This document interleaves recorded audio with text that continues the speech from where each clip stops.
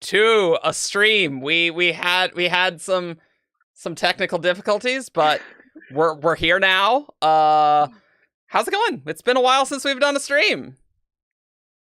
Hello. Hello. Welcome, people. Hello. To this stream. This, whatever this is. Multiple headsets were involved in the Yes, troubleshooting. yes, Oh, and my okay, headset so- just didn't no, work either. Yes. I've gone through 4 headsets today trying to get them to work, and my monitor just decided to stop. It Yeah. just stopped. And this is all very stressful. Yeah. I am Eric, and joining me is Evgeny. Hi, I'm Ian. No, I'm not Ian. No, you're I'm not. Argent. Ian's not here. He's traveling. So I am Argent, and when you said that we haven't done a stream in a while, I went to look at our channel to see when our last. It's been a stream was, while. and we had a shadow just for. oh no. Oh, that's just Um, Rosemary coming. And the real nice benefit of having these snazzy thumbnails that Yeah, we it have makes it now easy is to that find. Yes. It is super easy to locate the stream. So we had, today's one, and we had a Patron one back like in 2 months ago, and then the last public one was in August. Yes. Also joining us, a brand new face is Veronica, who you may know as Hey. Cheyenne Sadai Yes. on Discord. I know it's a bit confusing because my username is also a name. It's started with roleplay things. It's stuck. It doesn't help that we don't have the overlays, so that's okay. It's true. That is okay. But yeah, Welcome. I'm really glad to be here. It Yes. feels a bit strange, but That is okay. Yes, because you've been listening Okay. for quite some while. Yes, she is a Yeah. new staff member, doing great. It's been lovely. Also we got Alex. Hey, how's it going? Hello. I don't have anything exciting to share today. I'm just here. Hello. Hello, welcome. Show off, Kitty. oh, Kitty. She is in the top of the tower. Nice, She just Yay. chilling. nice, Just ahead and a little bit of the back. nice. But we'll see if she stays up there.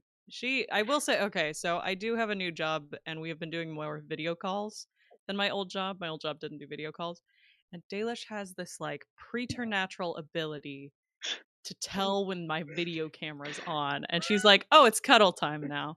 I'm just going to come and be on your shoulder while you're in the middle of a work call. And I'm like, "You're Yeah, lucky you're guys, I cute. don't know Everybody why loves the you." They other know. audio was so much different. I don't know. I'm oh, that's my audio settings.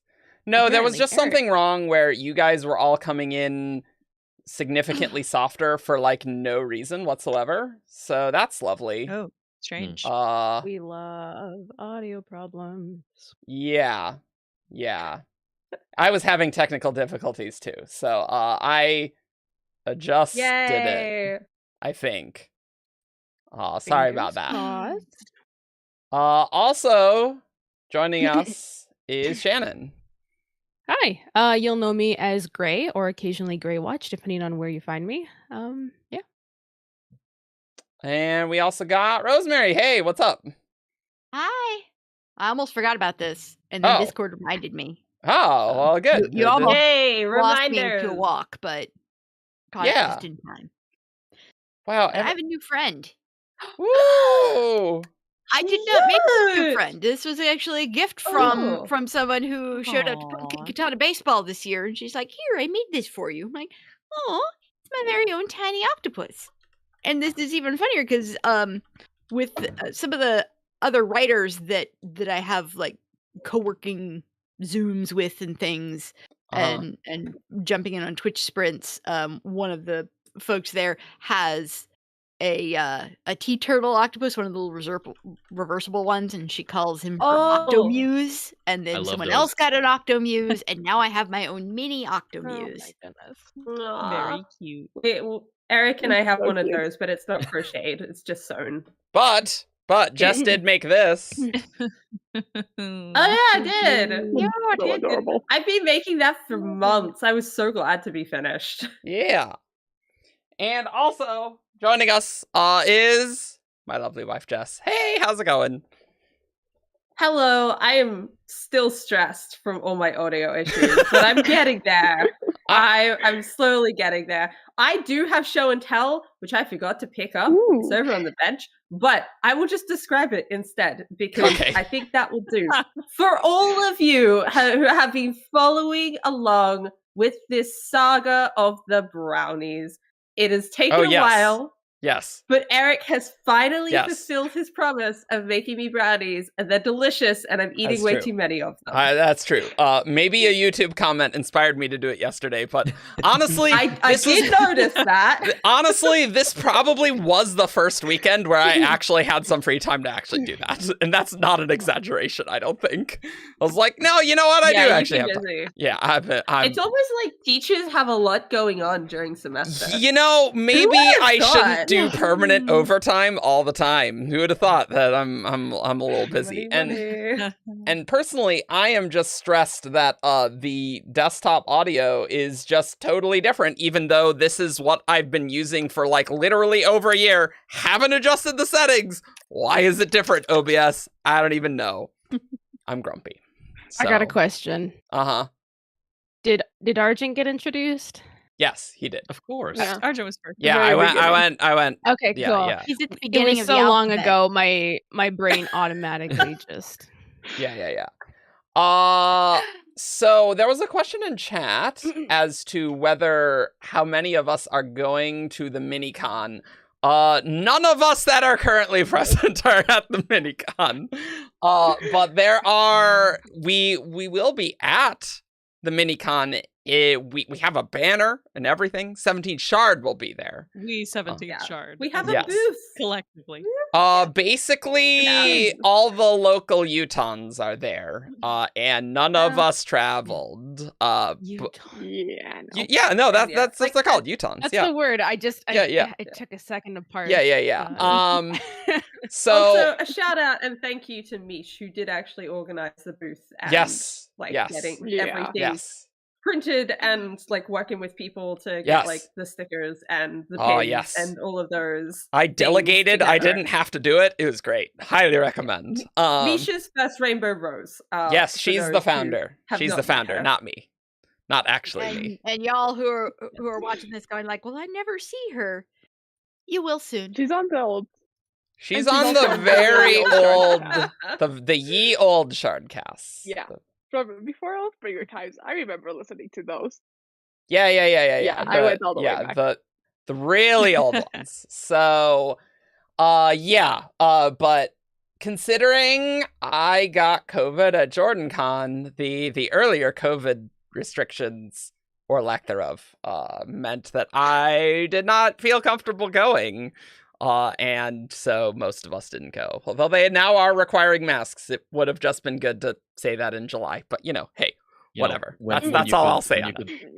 When you could Mhm. purchase Yeah. plane tickets and make hotel reservations. Yeah, come on.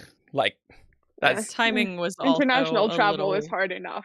we felt a Yeah. little rough Taking around Yeah. stuff like the end holidays. of the semester. Yeah. You just hop on the plane and you're there. It's easy. Yeah. I also have literally negative vacation right now because I just started this job and had to request more vacation than I had actually accrued in order to go to a doctor's appointment and Oh, later yeah. take a Right. flight. Yeah. So, Yikes. yeah, definitely con was not in the cards for me. Yeah. Grace will be here, Wing Racer 16. She's just running a little late, and Very by a late. little late I mean an hour late. So she'll be here. I think we'll go about 2 hours. Guys, do Hey, we have a let's- Stormlight novella between book 4 and 5? There will be. It's not written. But yes. It's the rough one. isn't Yeah. it? Yes. The plan Yeah. is for it to be Horn Eater. Yep. Let's talk very briefly about what the stream is going to be about and what we are going to be spoiling and not spoiling. Oh, Okay, that was a no Wheel of wet Time. spoiler. No Wheel of Time, I don't think. Yeah. We're not talking Yes. about the Wheel of Also- Time That's a show. good idea. Yeah. No, Cytonic. No Cytonic. Yeah, no don't know if Cytonic, there's Yeah, no no, Bella, no. please, because But- I haven't tried them. But we will probably talk about Cosmere things and Rhythm of War spoilers. Yeah. So yeah, that's pretty standard. People are gonna ask questions. So yeah. Yeah, so what is coming on the channel next? Well, so there is going to be a Cytonic review that I need to film today, so I'm gonna be doing that. And that'll be out Tuesday. And actually, our Yasna episode is our very last episode, our big topic episode for the year, because our next episode will be Cytonic reactions, and what we're going to do for State of Sanderson, which will be 2 weeks after, is we're actually going to do that Shardcast live. Super live. And so I feel like that'll be very fun to have that live, so you guys get that immediately, and maybe have some chat interaction, because it's basically just news. So, like, I feel like of any episode to not have super edited and to have some chat interaction, I feel like State of Sanderson is probably the best one to do that. It's also kind of an annual special thing. Yeah, and also that means I don't need to rush editing through it before I travel the day after, but you know, whatever. I literally always, my travel plans are the day after State of Sanderson for the past few years, just because it's like, okay, I have to record here, so I have to do. So on the subject of the Wheel of Time, I do actually think we should touch on the show, because but no show spoilers. Absolutely no spoilers. Great. Nothing more than like general reactions. Are we watching this? What are we? Oh thinking? yeah. We can talk about that. That's fine. And the reason I bring this up is because somebody was asking whether what we see in this show gives us hope for a Cosmere adaptation. Oh boy, that's a topic I right love there. that question. Or a follow-up question, whether Arcane, which is Netflix's League of Legends show, it makes us think about these things. And I have seen both. I mean, I've seen the 3 episodes of the Wheel of Time that have aired, and I have seen all of Arcane, and we're not gonna talk spoilers for either show. But I will say, I think the Wheel of Time is produced very well. Like, clearly some money has gone into that show. I'm happy with the casting. I'm happy with the acting. It is definitely an adaptation. It is not a scene by scene recreation of the books. But it's also, to me, clearly the Wheel of Time. Like, these are obviously the characters I have grown up with to an extent. I recognize the plot beats. It's not identical, but the comparison I gave in one of the channels that I'm actually proud of, because I like comparisons and metaphors, is that if the Wheel of Time is like a pencil drawing of a thing, if the books are, then the show is like an oil paints version of that. So it's still the same subject, but it looks very different, but it conveys the same things, but in a different way. So, thumbs up. Yeah. I am hopeful for a Cosmere adaptation. I am a little worried about the moderation. That Yes. It's the moderation I don't want. Like, but just on. Yeah, go ahead. With the Wheel of Time show, like, I haven't read the books at all and watched all 3 episodes last night. And coming in as a not book fan, the show is really good.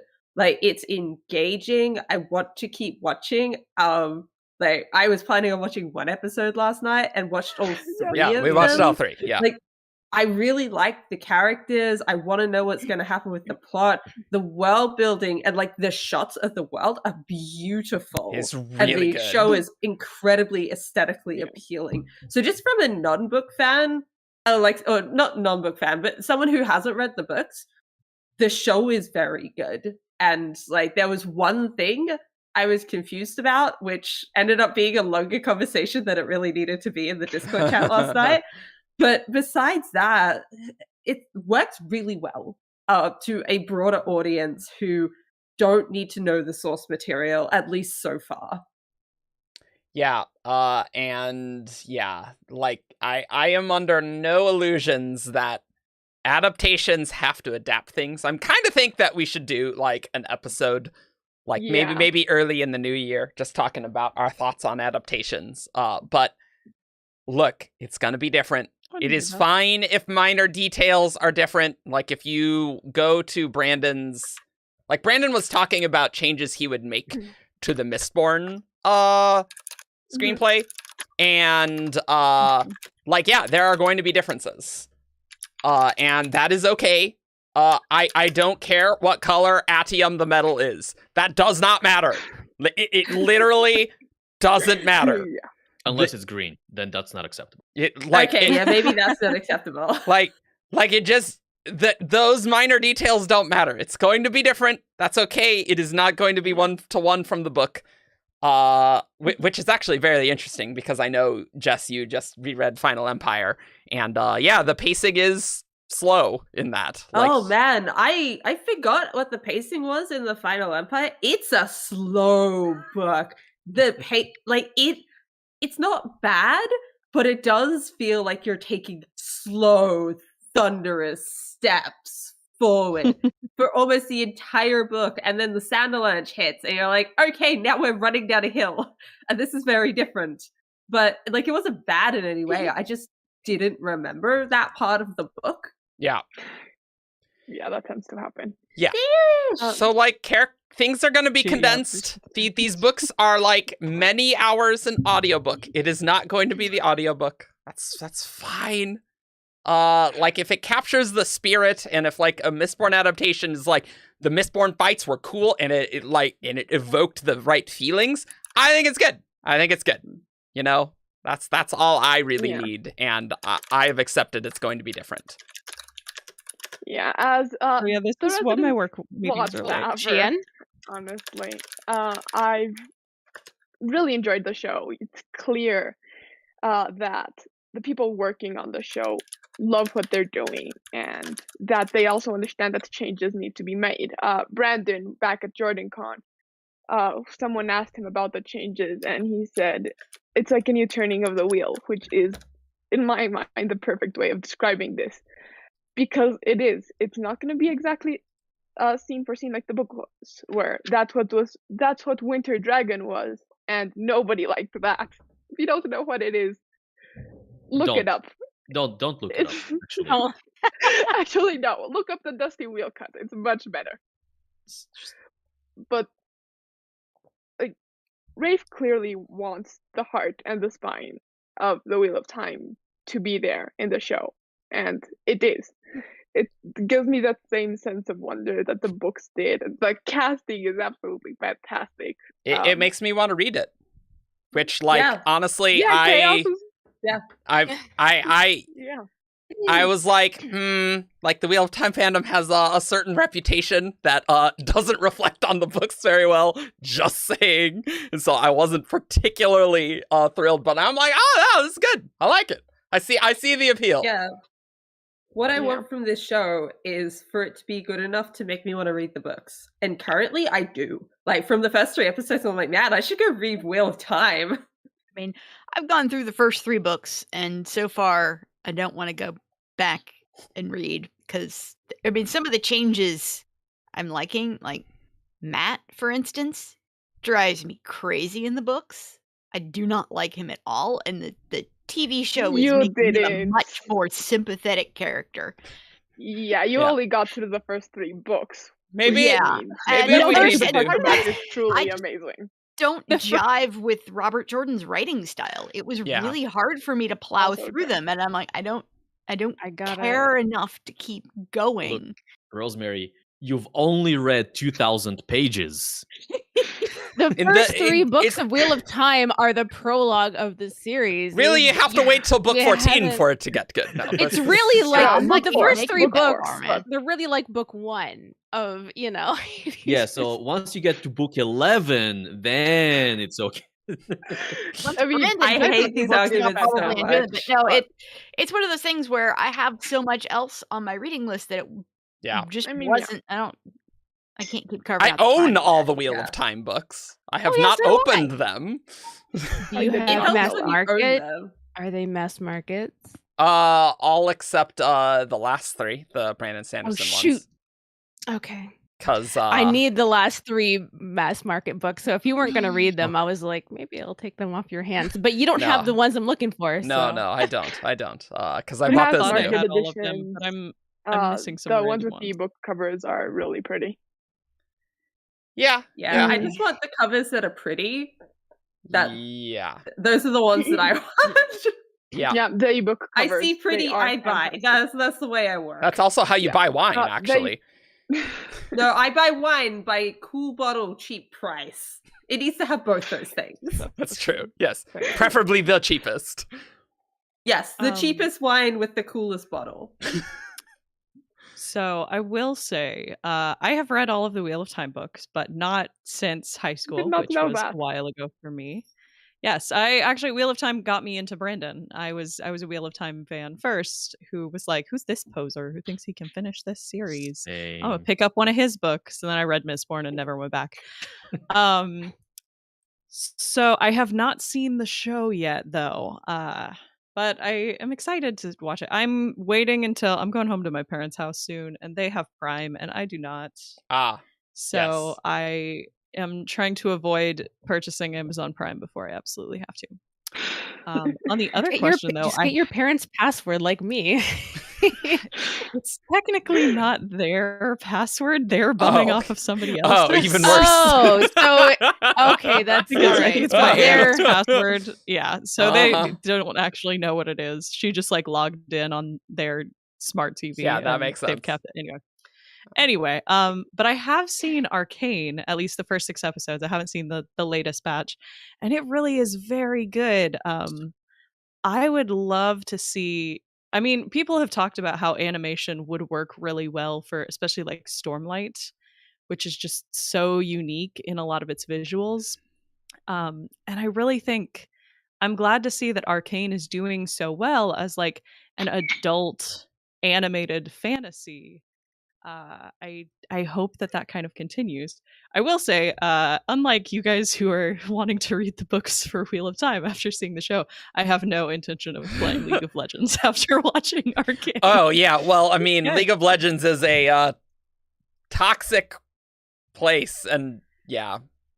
Yeah, I mean, I've tried MOBAs before, and the gameplay Yeah. is not really my thing. But Yeah, just it's another show you can absolutely super enjoy without knowing anything about the source material. like any PvP game, just mute your team chat and mute all chat, so you just don't see any of the toxicity, and hopefully, and then you might have a good time. God, I'm just Hey, Matt.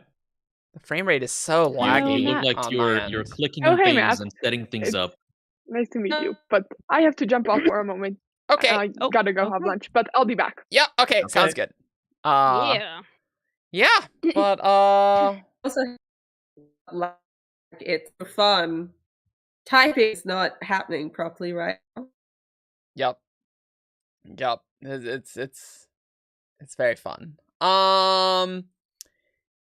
Yeah. So yeah, we next up on the channel we got those. And then 2022 is actually a very packed schedule. I've planned most of it out. Actually. A third. Look at us with Oh, forward third? thinking. No. There's Oh, like okay. 4 free slots, Evgeny. It's 4. And No. yes. But Well, no, I haven't put it all in the spreadsheet, but I Okay. I have a list, and I've like, what Rhythm of War topics do we want to do before Lost Metal? I'm like, and I counted out how Okay. many episodes there would be. There are like 4 free spots. It's packed. Okay. But we're not like we don't have a schedule. Oh yeah, set no. for the- We okay. don't. No. Okay. No. But yeah. So there will be some there will be some Era 2 stuff next year, of course. So you'll have to wait for that. Obviously in January we'll talk about Evershore and all the Skyward Flight novellas. Yeah. So that'll be fun. That's a better term for them than Cytonic novellas. I was like, I know that's not what they're called. Did but I say can't think of Cytonic anything else to novellas call them. earlier? No, I did. Oh, earlier, okay. 'cause I couldn't think of a different name. Yeah. Yep. Oh, I should light say novellas. I like that. they're As of- actually called that on the books. Yeah, the They're Skyward like they're Nice. branded the Skyward Flight novellas. Boy, I As should of read today- some of those someday. yes. we have the cover for the omnibus for the Skyward Flight Yeah, novellas. yeah, that's good. We should do I a don't news know if article. Amazon was supposed to put that out, but it is out. Well. We should do Always some news questionable. articles because we haven't done one on the Evershore cover. So we Yeah, got well, some we're stuff to do. streaming right now. Yeah, well, we're certainly not going to do it right now. Yeah. All right, share your screen and show the Word document, and we're all going to draft this news article together live in front of an audience. Yeah. That's Live what news that's what article the people want. It's like The Quality- true streaming Quality experience. edutainment right there. yes. Where Evgeny's like, Eric, you should write things a little more formally. I'm like, well, I like being really informal. That's usually what it is. And then just all the endless nitpicking that you could imagine. Really. All of it. But We did have a question about what other things we have coming up for the next year. Ooh. And while obviously we don't want to go through like the entire list, what are some episodes that we haven't either recorded or aired that we are excited about? Ooh. We just did the Yasno one, which is like the Long one on delayed. the. Yeah, we've been thinking about that one for a year. Ages. Yeah. Yes. Yes. Now what is on my list? I mean, I know because I know what the list is. But Yeah. so I'll just shut up because I know what is. I figured this was an Eric question. I mean, I That's the can. list. But what do We you guys can- want to talk about? We can talk about things that we have like in our schedule or in our Yeah. list. Yeah. It's fine. Just a bit of little teaser. Matt, what's I up? think that there's a couple of things that I'm really excited for that I don't think we're quite ready to announce yet, but Yeah. Right. Ooh, Yes. Yeah, those are all the some things series I'm and we're involved trying with. some and different can't talk things. about some- Yes. There will be some new so series I'm- in 2022. I'm excited for us to mix it up a bit with some of our content and try some different things. And the things we're trying out it's looking good to me. There's So going to I'm be very some nice excited. content that's not just Yeah. Shardcast. Having a hell of a lot of fun making it for you at the Yeah. very least. Yep. I am Yes, I this is am very true. much looking forward towards Shardcast Plays, our new channel that's going to be going All live on Kelsier Twitch. Fortnite. All Kelsier will- Fortnite. I will be doing a 24-hour charity live stream playing Lawnmower Simulator Perfect. and Power Wash Simulator. Great. That sounds on brand, really. Really. Yeah, that's a not joke, actually. by the way. That's a joke. But yeah, so what's coming up next? I guess I could just open the thing. Yeah, there's That's kind of really a big help, thing. yeah. So, well, one, we have to talk about the Heralds and the Everstorm and the Desolations because there's a lot that is going on there that is new in Rhythm of War, and we haven't talked about them at all. So I want to talk about those. We got to talk about Zeph and, what's going on with him. Where's our schedule? Oh, I do I really found want it. to be on the Zeth Found it. podcast faux show. We got to talk about Navani and Raboniel. We should probably do a character episode like we've been doing. We got to do that. Yes. Yeah, you're on the list, Shannon. Don't worry. You're on the list. You're on the list. I don't know if you put it there or I put it there for you. I think I might have, but just totally forgot about it. Yeah. We got to talk about, Eurytheru. So, there's a lot of big topics that we need to do. And, we got to talk about Gavilar and his black spheres, Adolin. Lot of stuff there. So that's on there. Maybe we'll talk about the White Sand Omnibus if it comes out next year. I want to do that. Maybe. So, there's some things there. Maybe we'll get Alcatraz 6 next year. I don't know. Maybe we'll learn on State of Sanderson and I'll pencil it into the schedule with Shardcast. So, there's definitely there's stuff.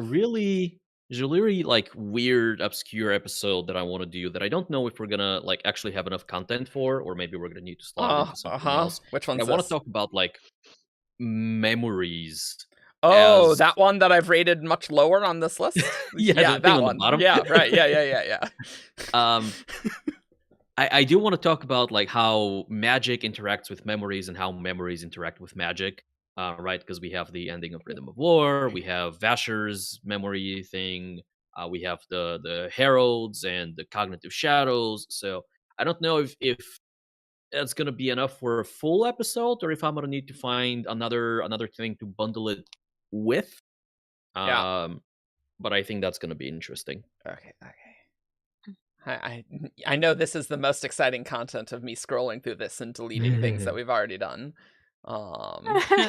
Lyriel asks if we'll be recording live with patrons again. We will, yes. The one that we would have done live would be State of Sanderson, but I do think that should go to everyone. So we'll do that, but we will continue doing live Sharkcasts for the patrons. That was definitely very fun. It's got to be a kind of a specific sort of episode doing them live. Like Cosmere Beefs, we did that one live to patrons, and I think that was a good one to do. But you're really you're really not missing much on the edited episodes, because really they're just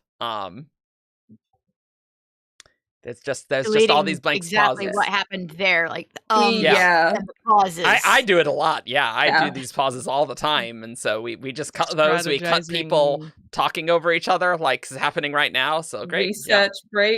Research breaks. Yeah. Yep. Yeah. So some of them are a little bit boring to actually watch the recording for, because there are it's more stop and start. So subscribe to our Patreon, and you too can see the boring crap we cut out. Doesn't that sound like a steal? But no, the other advantage of recording it live for patrons is they get to see the episode a bit early, so that's always fun. Yeah.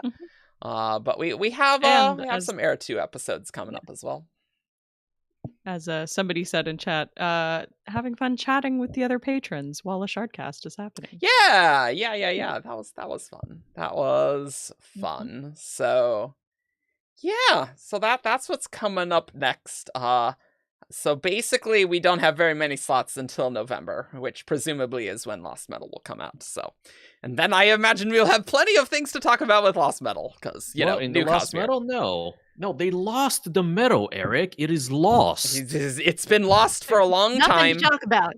And yeah, it's funny because this will be our first Mistborn release in this iteration of Shardcast.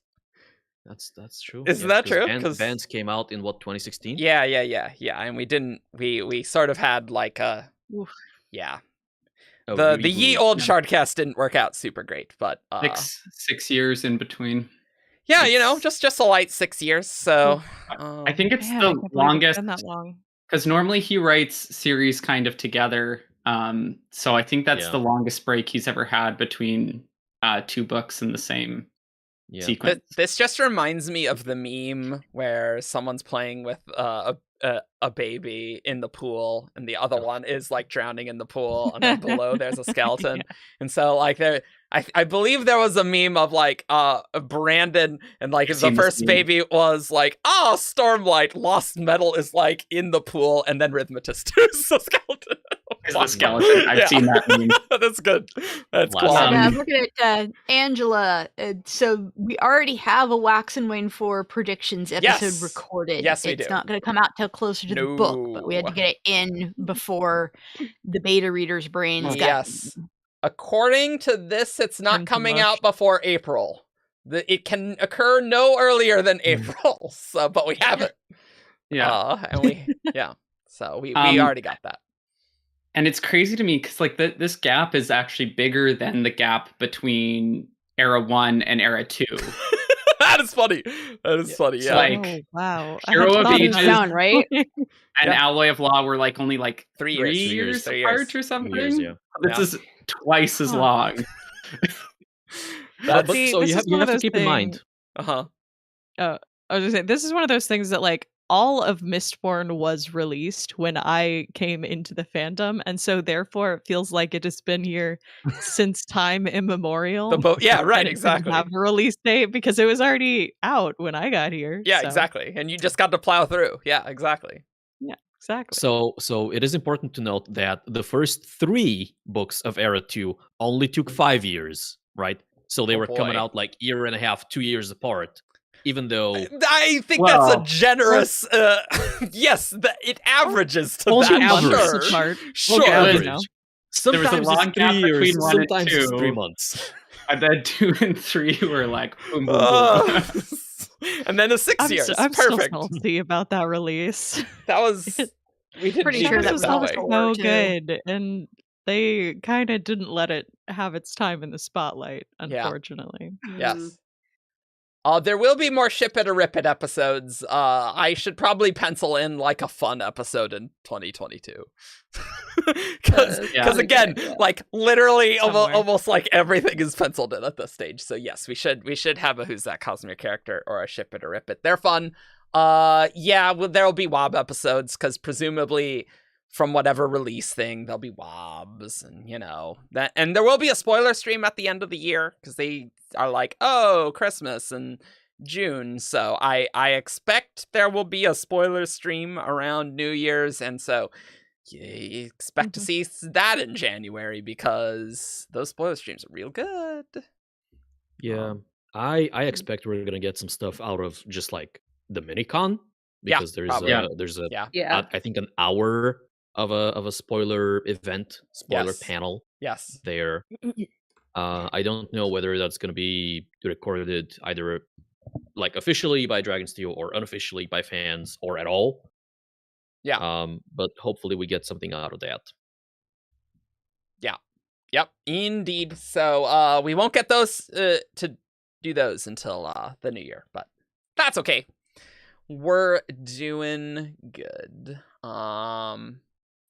But yeah, when we're scheduling things, we wanna do some AR2 stuff, but we want to mix it in with Stormlight stuff because Stormlight stuff always gets the most viewers. Although interestingly, the Yasna episode is not doing as well as WoB episodes, which is very interesting. Yeah, I was looking at that as well. WoB episodes are killing it, which is not terribly really. Yeah. So.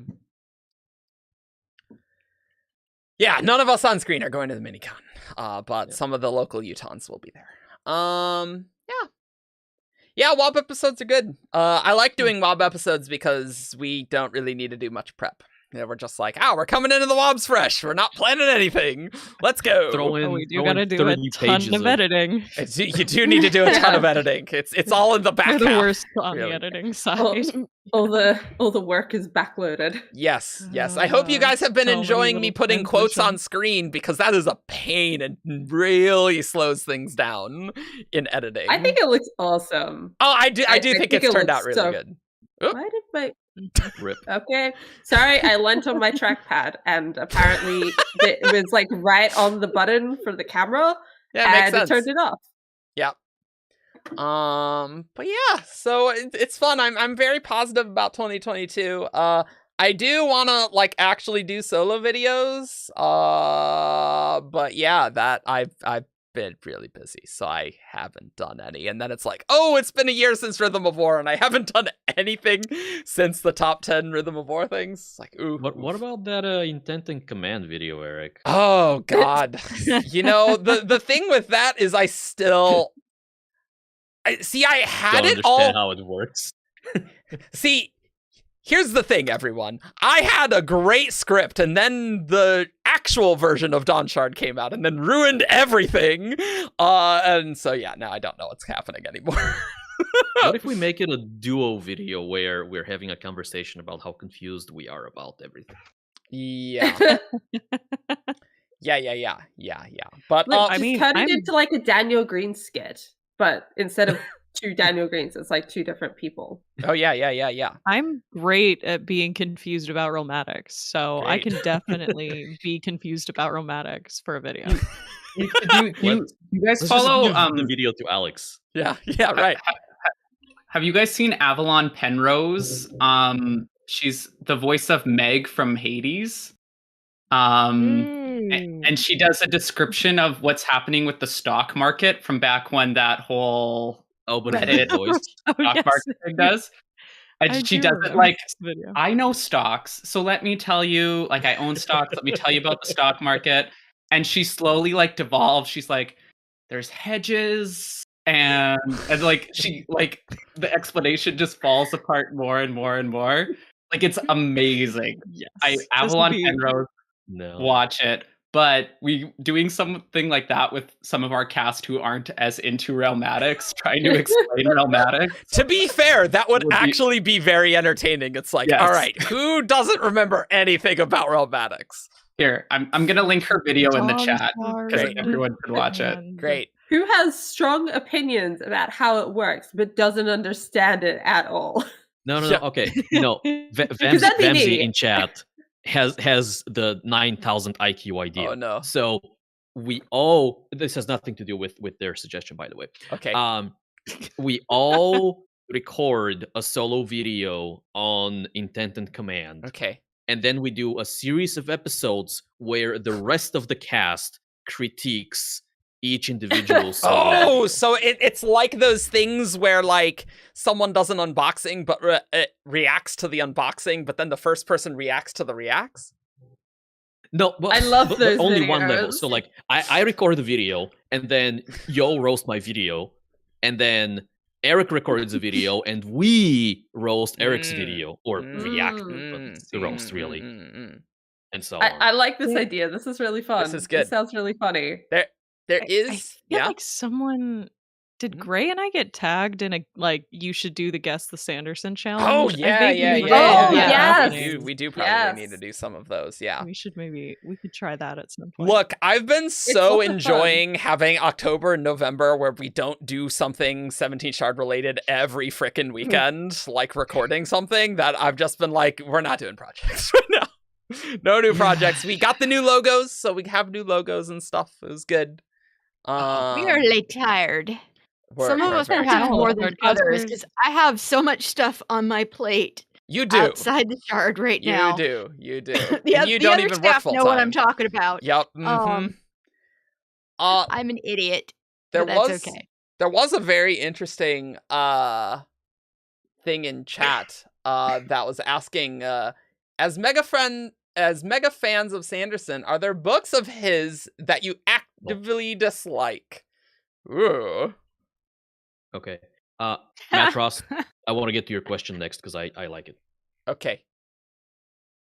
I hate Elantris. You hate Elantris. Okay, all right. Okay. I don't hate Elantris, but I don't enjoy Elantris, and I've read it twice, and both times I was like, yeah, I wish I hadn't read that. So I just don't think about. I just don't think about sell things, and don't recommend it to people when they get into the Cosmere. I'm like, you can skip that one, unless you're really curious. I probably shouldn't tell people that, but I do. So, so I actively hate the original. I did not like it. Yeah, she did at all. I thought it was a terrible, terrible story. I thought the characters were like overpowered for no reason except the story needed them to be. I thought the plot was really boring. The only good thing about it was the world building, which was incredible. The world building was fantastic, but it was a waste of my time to listen to the original. I loathed that story. So anything like I actively am like, this is Matt put his hand up as well. Yeah, Matt. What does Matt dislike? My main one, I was actually thinking after, I was like, I must hate something. But I'm thinking Calamity is probably my least favorite random book. If David was here, he'd agree. He hates that book. I had a lot of struggles with this one, that one. And Way of Kings, I don't hate. I wouldn't say I hate Way of Kings. I was wondering if you were going to bring up the Way of Kings and just draw all of the ire of the chat. It's very meh for me. Like, I got into Stormlight Archive reading the second book, Words of Radiance. Like, that's when I was like, okay, this series slaps. This is going to be a good ride. But, like, Way of Kings, I pretty much only liked Shallan's arc. Yeah, because you don't like Bridge 4 in Way of Kings. Also, Harmonium in chat, I don't mean to call you out, but Skyward isn't delaying the Cosmere. That is a common misconception. Brandon does other things to recharge himself, so he does the Cosmere well. And that's really it. Like I don't like. Yes, it did delay Lost Metal. That's true. If it wasn't like Skyward, he would find another writing project to do. Yes. And even like it's. And at least this one he publishes, so we get to see it. Yeah. Some people take vacations to recharge. Brandon just writes something different. Yeah. That is how he recharges. Yeah. It's bizarre, but it works for him. Yeah. Without Skyward, I feel like we'd be waiting longer potentially and not getting anything in between. Yeah. And the real reason that Lost Metal got delayed wasn't necessarily because he was writing something else, but it was because Apocalypse Guard was broken. And he owed something to that publisher to publish on the YA side. Yeah. So, even Brandon, I mean, we think of him as this amazing, perfect writing author, machine. but even Brandon will sometimes put together a story that just doesn't work and he can't figure out how to fix it. Yep. So for all of you aspiring writers out there, feel a little bit better, because writing is work for everyone, and sometimes you get something wrong, and this was just one of those bad timing sorts of things where he's like, well, this is broken and I can't fix it, but I owe this publisher something, so I need to write it now. Let's go back to the question. Yeah. I mean, I would say I don't like in about a month. Ascension, Yeah. but I mean, but I do like Well of Ascension. I just dislike aspects of it. So, like, I don't know if there's a book that I'm like, wow, that was crap. And I didn't like it. You didn't like Starside. Zane. What's it? Oh, Starsight's tricky, isn't it? Because I really liked 95 to 97% of that book, and then it falls really bad. So, like, you're such an endings person. I am an ending person. Like, if the ending is good, like the end of Well of Ascension, great. So I love it. It sells the book. Yeah, but yeah, I don't know. I don't know if there's anything that I actively really don't like. Oh, Grace! Hello! Hello, welcome. Hello, we are answering if what Brandon books you actively dislike. Do you dislike anything? Welcome to the show. Actively dislike? Yes. I don't know if I actively dislike any. I might be meh on some. Yeah. But I'm pretty meh on the White Sand graphic novel. Not the prose. Yeah. I enjoyed the prose more than I enjoyed the graphic novel. Which I think just says this was not a... Let's take it back to the beginning. The graphic novel was not a good adaptation of the book, in large, because it was a very scene-by-scene recreation, right? Oh, that's interesting. And also because the kind of story that White Sand does not really subject itself to a graphic novel adaptation, in my opinion. It's nice that the magic is very visual, but it's also difficult to convey that on paper, right? Yeah. Because the action, everything takes place in bright daylight, and the magic is bright ribbons of light, and so everyone's white. And everyone is white. Like everyone has white and robes. Everyone wears white. It's yes. just like, yeah. This being said, I don't know why I keep grabbing this. This being said, I am excited for the omnibus. Yeah. Because I have seen the change, or most of the changes that are happening there, and it's better. Like, it's still going to suffer a little bit from the same issue. Like, you are still adopting the same story, and so any issue that is inherent to the story itself is still gonna be there. Like, the plot is not changing significantly. Yeah. But I think all of the changes that are happening are for the better. See, I never liked the White Sand prose. I thought the first third was great, and then it fell on its face into endless Brandon politicking. And I agree that the prose did the world building better, which helped a lot, because you really don't get that in the graphic novel at all, really. But at least it solves the pacing problems, because man, that it just goes on and on. And it's like, we're talking to this guild leader, and then we're going to this guild leader, and then we just do that for like 8 trades. It's like, wow, that is quite the thing. Yeah, so I have argued with this with I know Mish and a few others really like the White Sand prose, but I don't know, I don't think that is a very good. I can see why it wasn't published, is all I'm saying. But yeah. Do we have any more answers to that question? Because there was another question that I really liked. Anything else that we dislike? As well, but it might be the same one. Okay. We'll talk about it later. No. I was scrolling through Brandon's bibliography just to see, and I was pretty negative on Lies of the Beholder when it came out, the third Legion that's novella. true. That's true. Some people really didn't like that. I was like, I don't even recognize that one. Yeah. some of people's least favorites, I'm like, I haven't even read that one. Is that a Brandon I didn't book? even know like, that one. Mythwalker's also pretty bad.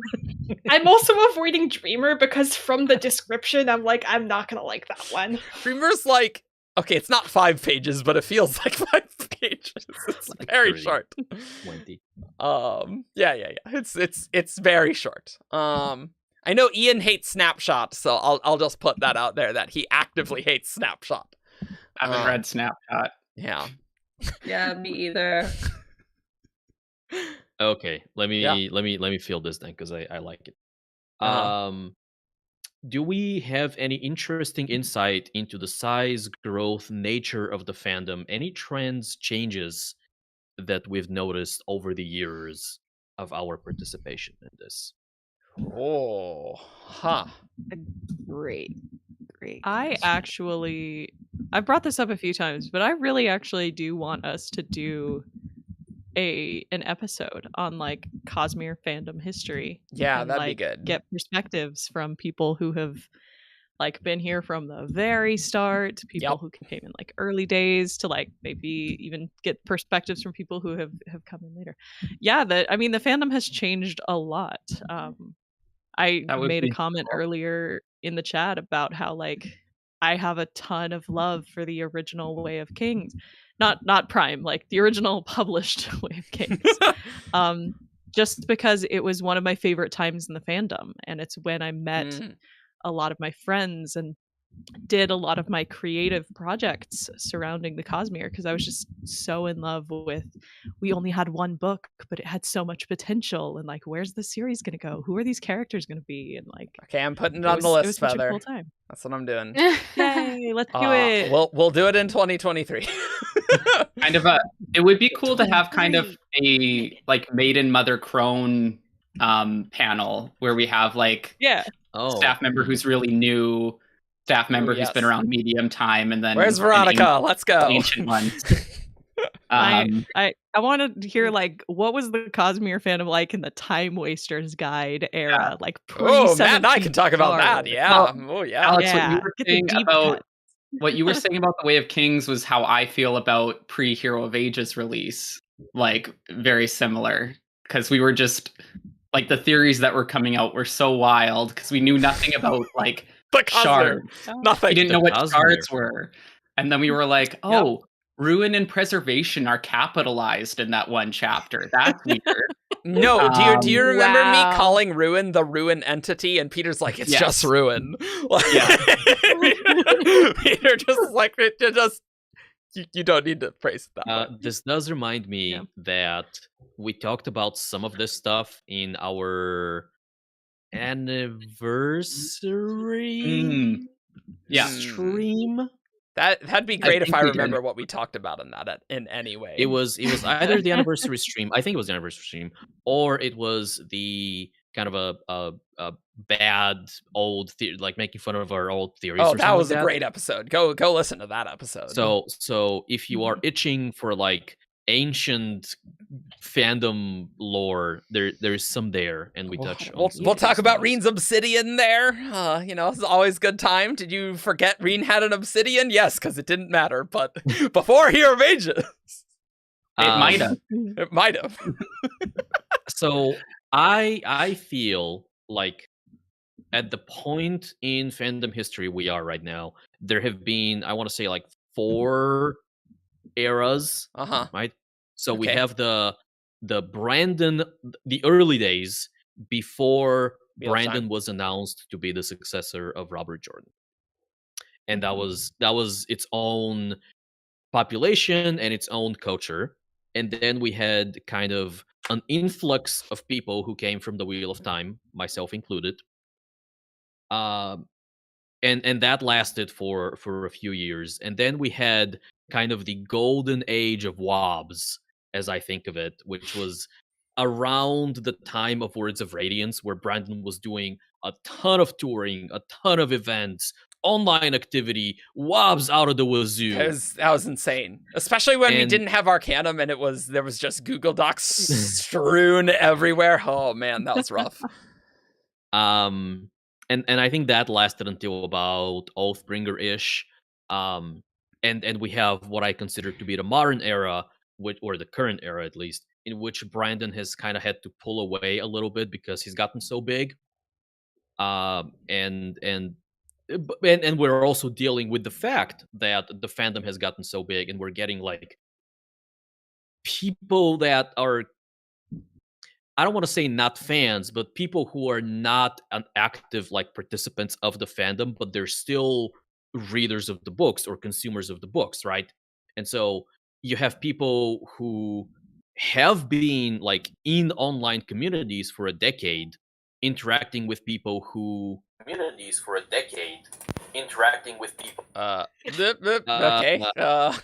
Hello, Mestiv. Yes. Little feedback. It's my first time using Discord. Wait, okay, Discord voice. I was like, but you've been here. Yes. Yes. You have this hello. little switch on the camera and forgot about it. Yes. Hello. We rarely get to see you. Yeah. Well, this is Mestiv. He coded Arcanum, so that's pretty great. Also, very important. Definitely, probably the most handsome person here. I don't know. I would say. I don't know. We have Matt on the stream, so I was gonna say Matt's also pretty handsome. We both have pretty 17 shard beauty contest. Yeah. Sip my tea awkwardly. Yep. Yeah. Yep. I thought I will make you a surprise, everyone. I was trying to get one of my cats to show up on the screen, but they are not really cooperating, so it's me. Sorry. How many cats do you have currently? 12. 12? That's what I was going to say. I'm like, you're known for, I feel like your contributions, your big ones are like, obviously Arcanum, huge. Yeah. And then like cats. The very cute cat photos. And cats. Yeah, I would just expect at that point that like there would be cats like every other step you took in the house. So it's like, you just find a cat. I mean, like, we have 2 and they're constantly like where we want to stand. So I don't know how you deal with 12. they really are right always where we want to stand. Yeah, you get this habit of dragging your foot because unless you don't, you will step on one of them. It's just like it's so impressive. They're just like running in your path, and then you trip on your own cat. Oh yeah, that happens. But yeah, sometimes you kick the cat and the cat flies away, and you just keep walking. Yep. It's like with kids, right? You have the first kid, and you try to protect it from everything. The second kid, okay, just kick it. It'll be fine. Yeah, right, exactly. But regarding fandom stuff, it is really funny because there are like these different eras of like people being on the forum / Discord, right? And like even after Rhythm of War, there's a bunch of new people that we didn't have before Rhythm of War, and then there's like people from like older, like Oathbringer times, and then there's people like way back, because the fandom's really exploded with Oathbringer and Rhythm of War, I feel like. So like there's a lot of additional people. I'm curious if Lost Metal will feel like be quite the explosion as Oathbringer and Rhythm of War, but we haven't had a new Mistborn book, so who knows? Yeah, I think it'll more be Era 3 is where we might see a lot of, you know.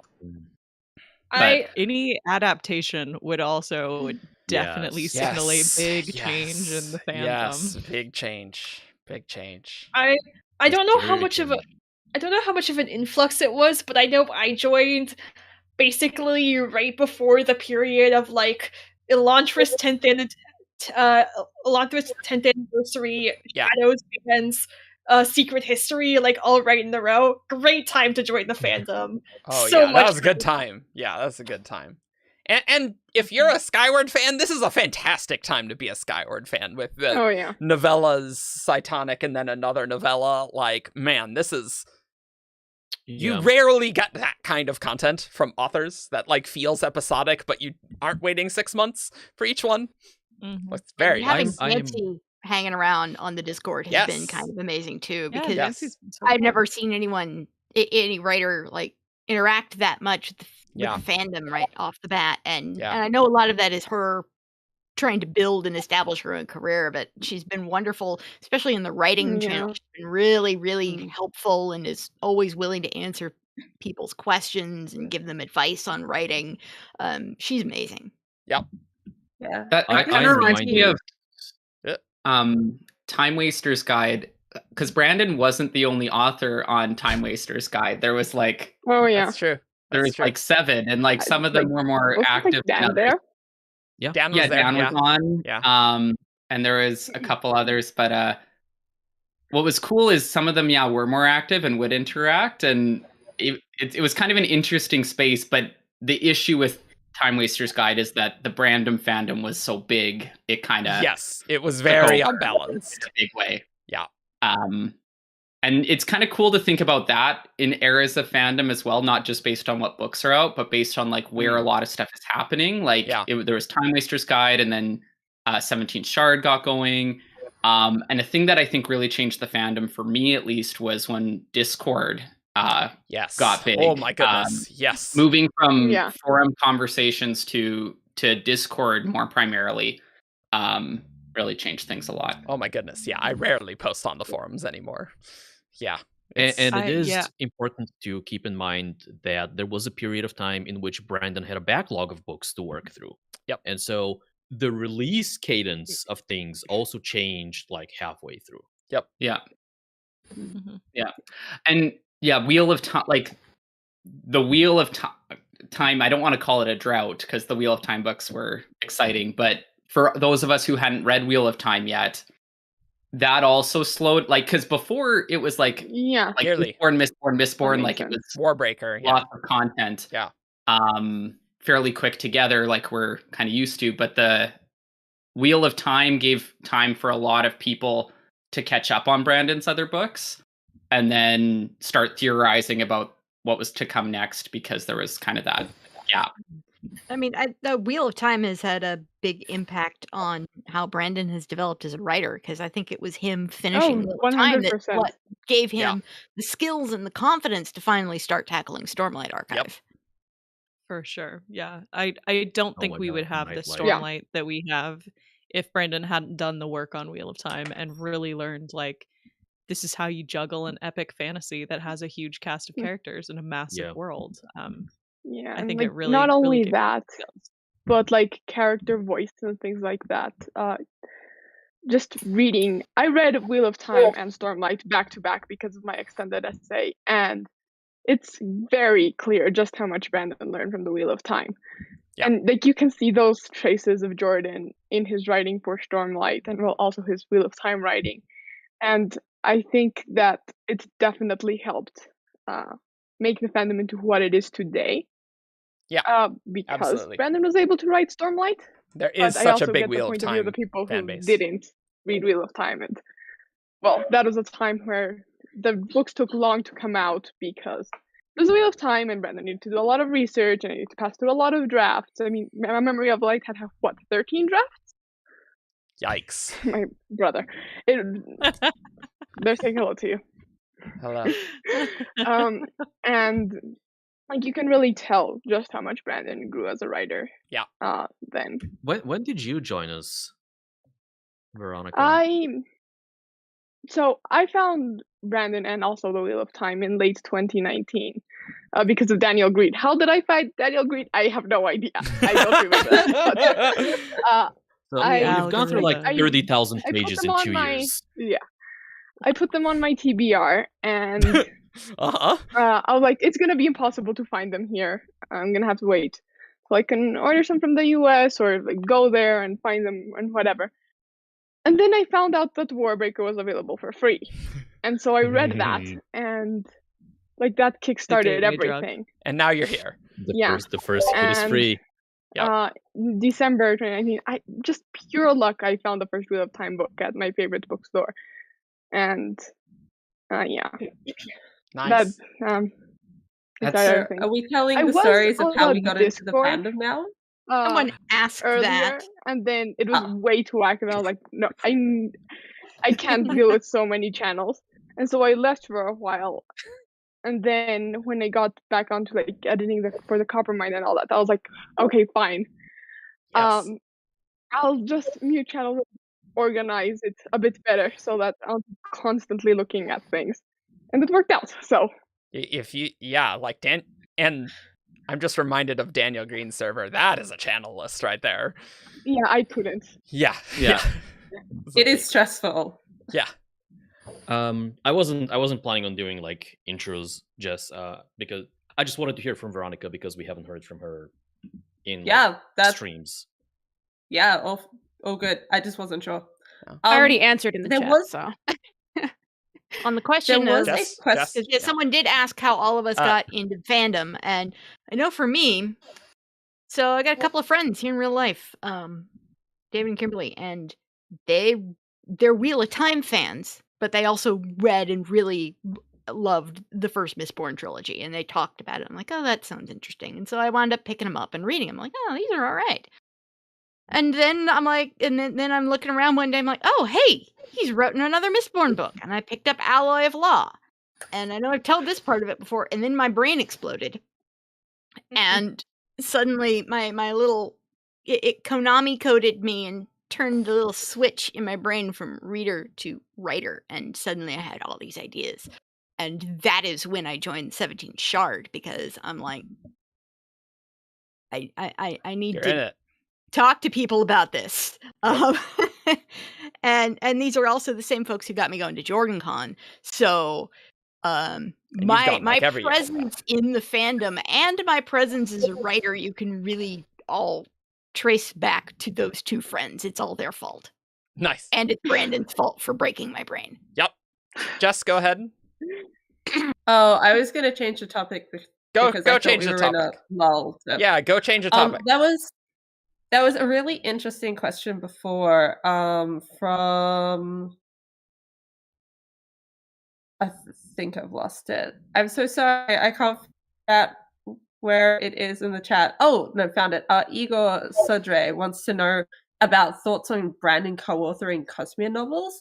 And I just wanted to jump back to what's happening with Jancy as well, because they're not Cosmere novels, but I think the collaboration between Brandon and Jancy on the Skyward Flight novellas has really made me much more comfortable with the idea of Brandon co-authoring Cosmere novels, because it has gone so well, in my opinion, and their writing styles, I see you've pulled out the whiskey. Got to do the ASMR right by the microphone. Well done, thanks. The ASMR for the Yasna episode. Yep. I mean, I knew this bottle was not perfect, but it was okay.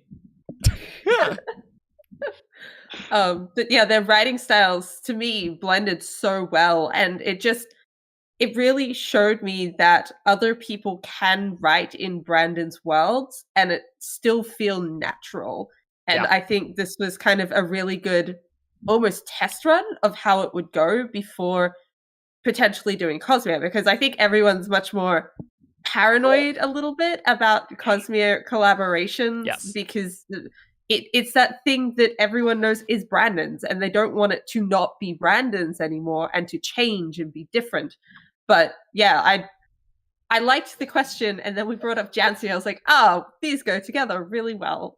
So those are my thoughts. I love the Skyward Flight novellas, and so I'm super positive about collabs, and I hope they'll turn out as well. And I have no doubt, like Brandon's talked about Isaac doing a Cosmere thing, and I mean, I think that'll be great. Like, I'm really excited. I'm really curious about Bastille. Like ooh, yes. Yeah. Because that's another one that Jancy worked on, so that should be fantastic. That's true. Isn't it completed since a couple of months ago and just waiting for publishing? Waiting on artwork. I think so. Yeah.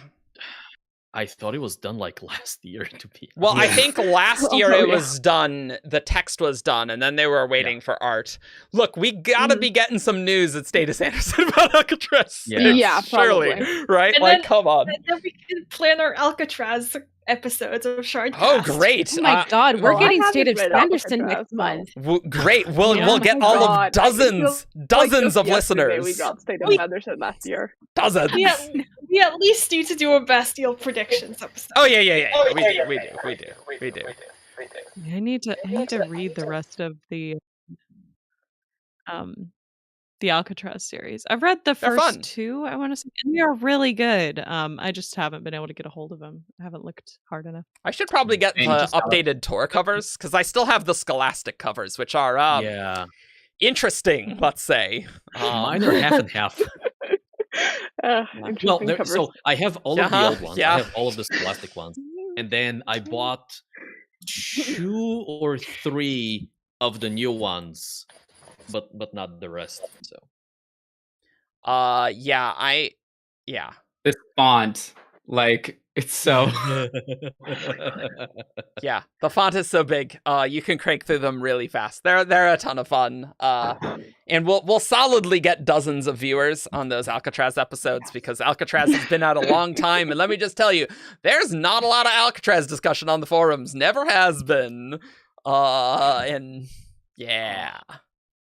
I think it's partially because that was Brandon's first side series, and he started it kind of at a time when the fandom wasn't as big. Yeah. Whereas like his later side series have had a lot more success. And when you're reading the backlog, a side series is less tempting than like a main Cosmere thing. Yeah. For sure. So I think those backlog readers just don't get to Alcatraz as much. Nice. And we see this with like new readers and the non-Cosmere books, period, right? Yeah. How many times have you seen somebody who like picks up the Cosmere either because of a recommendation from you or because, general internet, hey, this Brando Sando guy is famous, and then they plow through all of the Cosmere, they're like, oh my god, this is super cool, this is amazing, and then they just don't venture into non-Cosmere stuff. Yeah. Yeah. It's literally what happened with one of my co-hosts. She's like, no, I'm not going into that Cosmere. I'm like, but I really enjoyed Skyward. You should read it. Skyward? Besides Skyward, I have read no other non-Cosmere, and I haven't read other non-Cosmere drive to do so. Like, Skyward came at such a good time because the fandom had expanded with Oathbringer, right? And so I feel like Skyward had like enough fans, because the fandom was like sufficiently large that like there was a lot of discussion on that. I think Reckoners was pretty big. Reckoners was pretty big, yeah, for sure. And it had a big marketing budget as well. Yeah, like they were really pushing for that.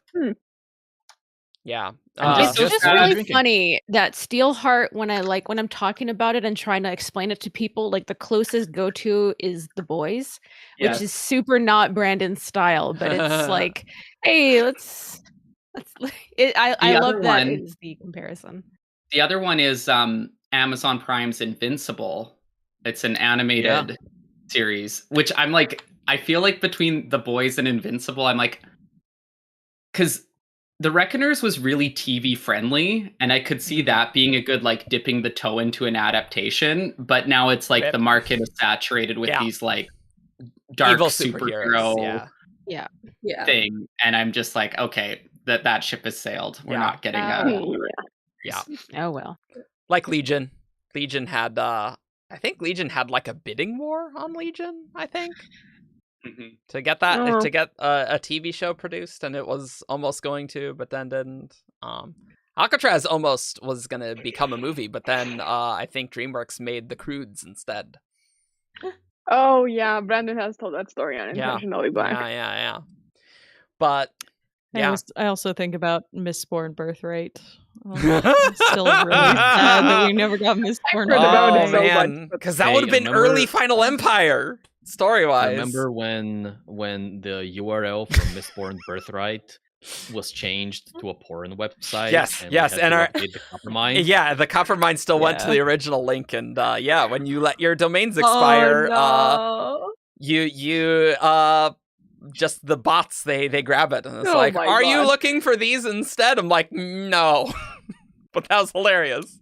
That was quality. Oh my god. Speaking of the question that was asked earlier that Jess was talking about the like expanded like co-authoring, I would love to see more expanded universe. I think like doing like Final Empire era shorts or novellas, like pre-Vin would be really cool, or like era 2, like just things that aren't directly connected to the main cast, but just kind of expanding the different worlds that we like so much.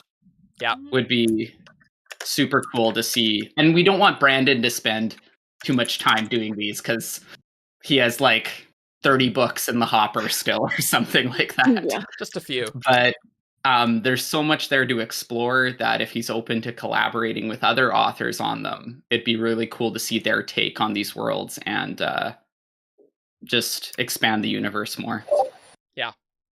Yeah, no, I'm into that, especially because there is so much you can do with Scadrial that I feel like I don't think we'll get a Cyberpunk era unless it's like a collab thing. Like, I don't think Brandon's gonna have time, you know? And so I really realized all for collaborations right there, because we just absolutely have to wind up with 16 Mistborn novels. It would be that's not that would be pretty great.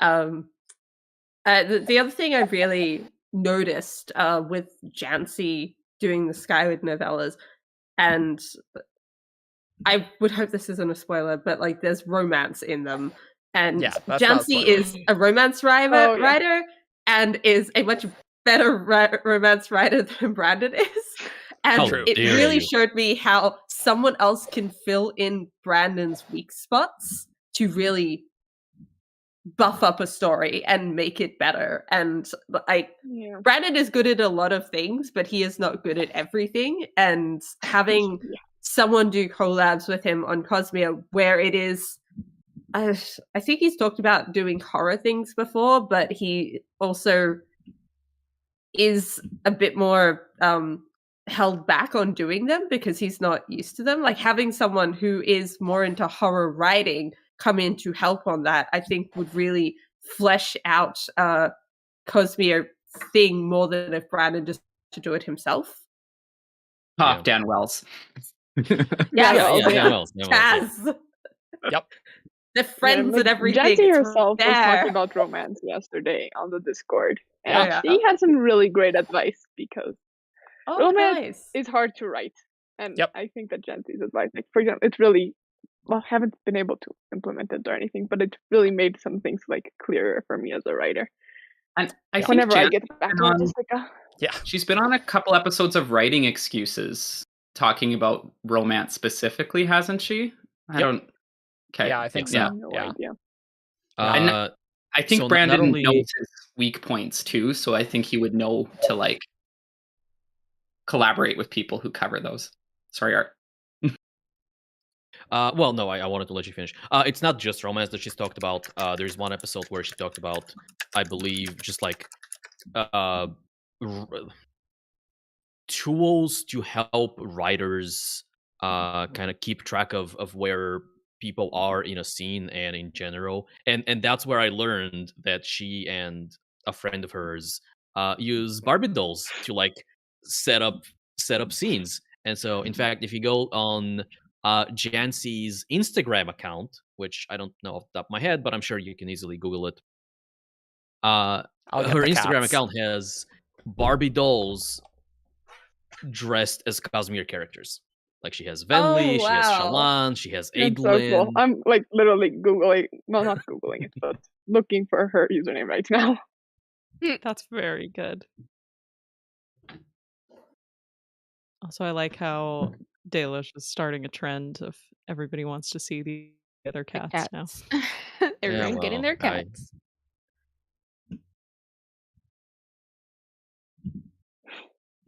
Don't you need to just like reach down and scoop? Neither of our dogs get kind of grouchy if they're picked up when they don't want to be. Well, now that half the cast has left us, has anyone noticed any question? How many staffers have writing projects of your own? The cast left, but the cats are here. Hello, Hi, Aona. This is Aona. She's so cute. She was in our laundry hamper, just sitting there waiting. We keep them in our bedroom when we're recording. She is very Was wet. it clean laundry or dirty laundry? Dirty laundry. Hi, I have a kitty too.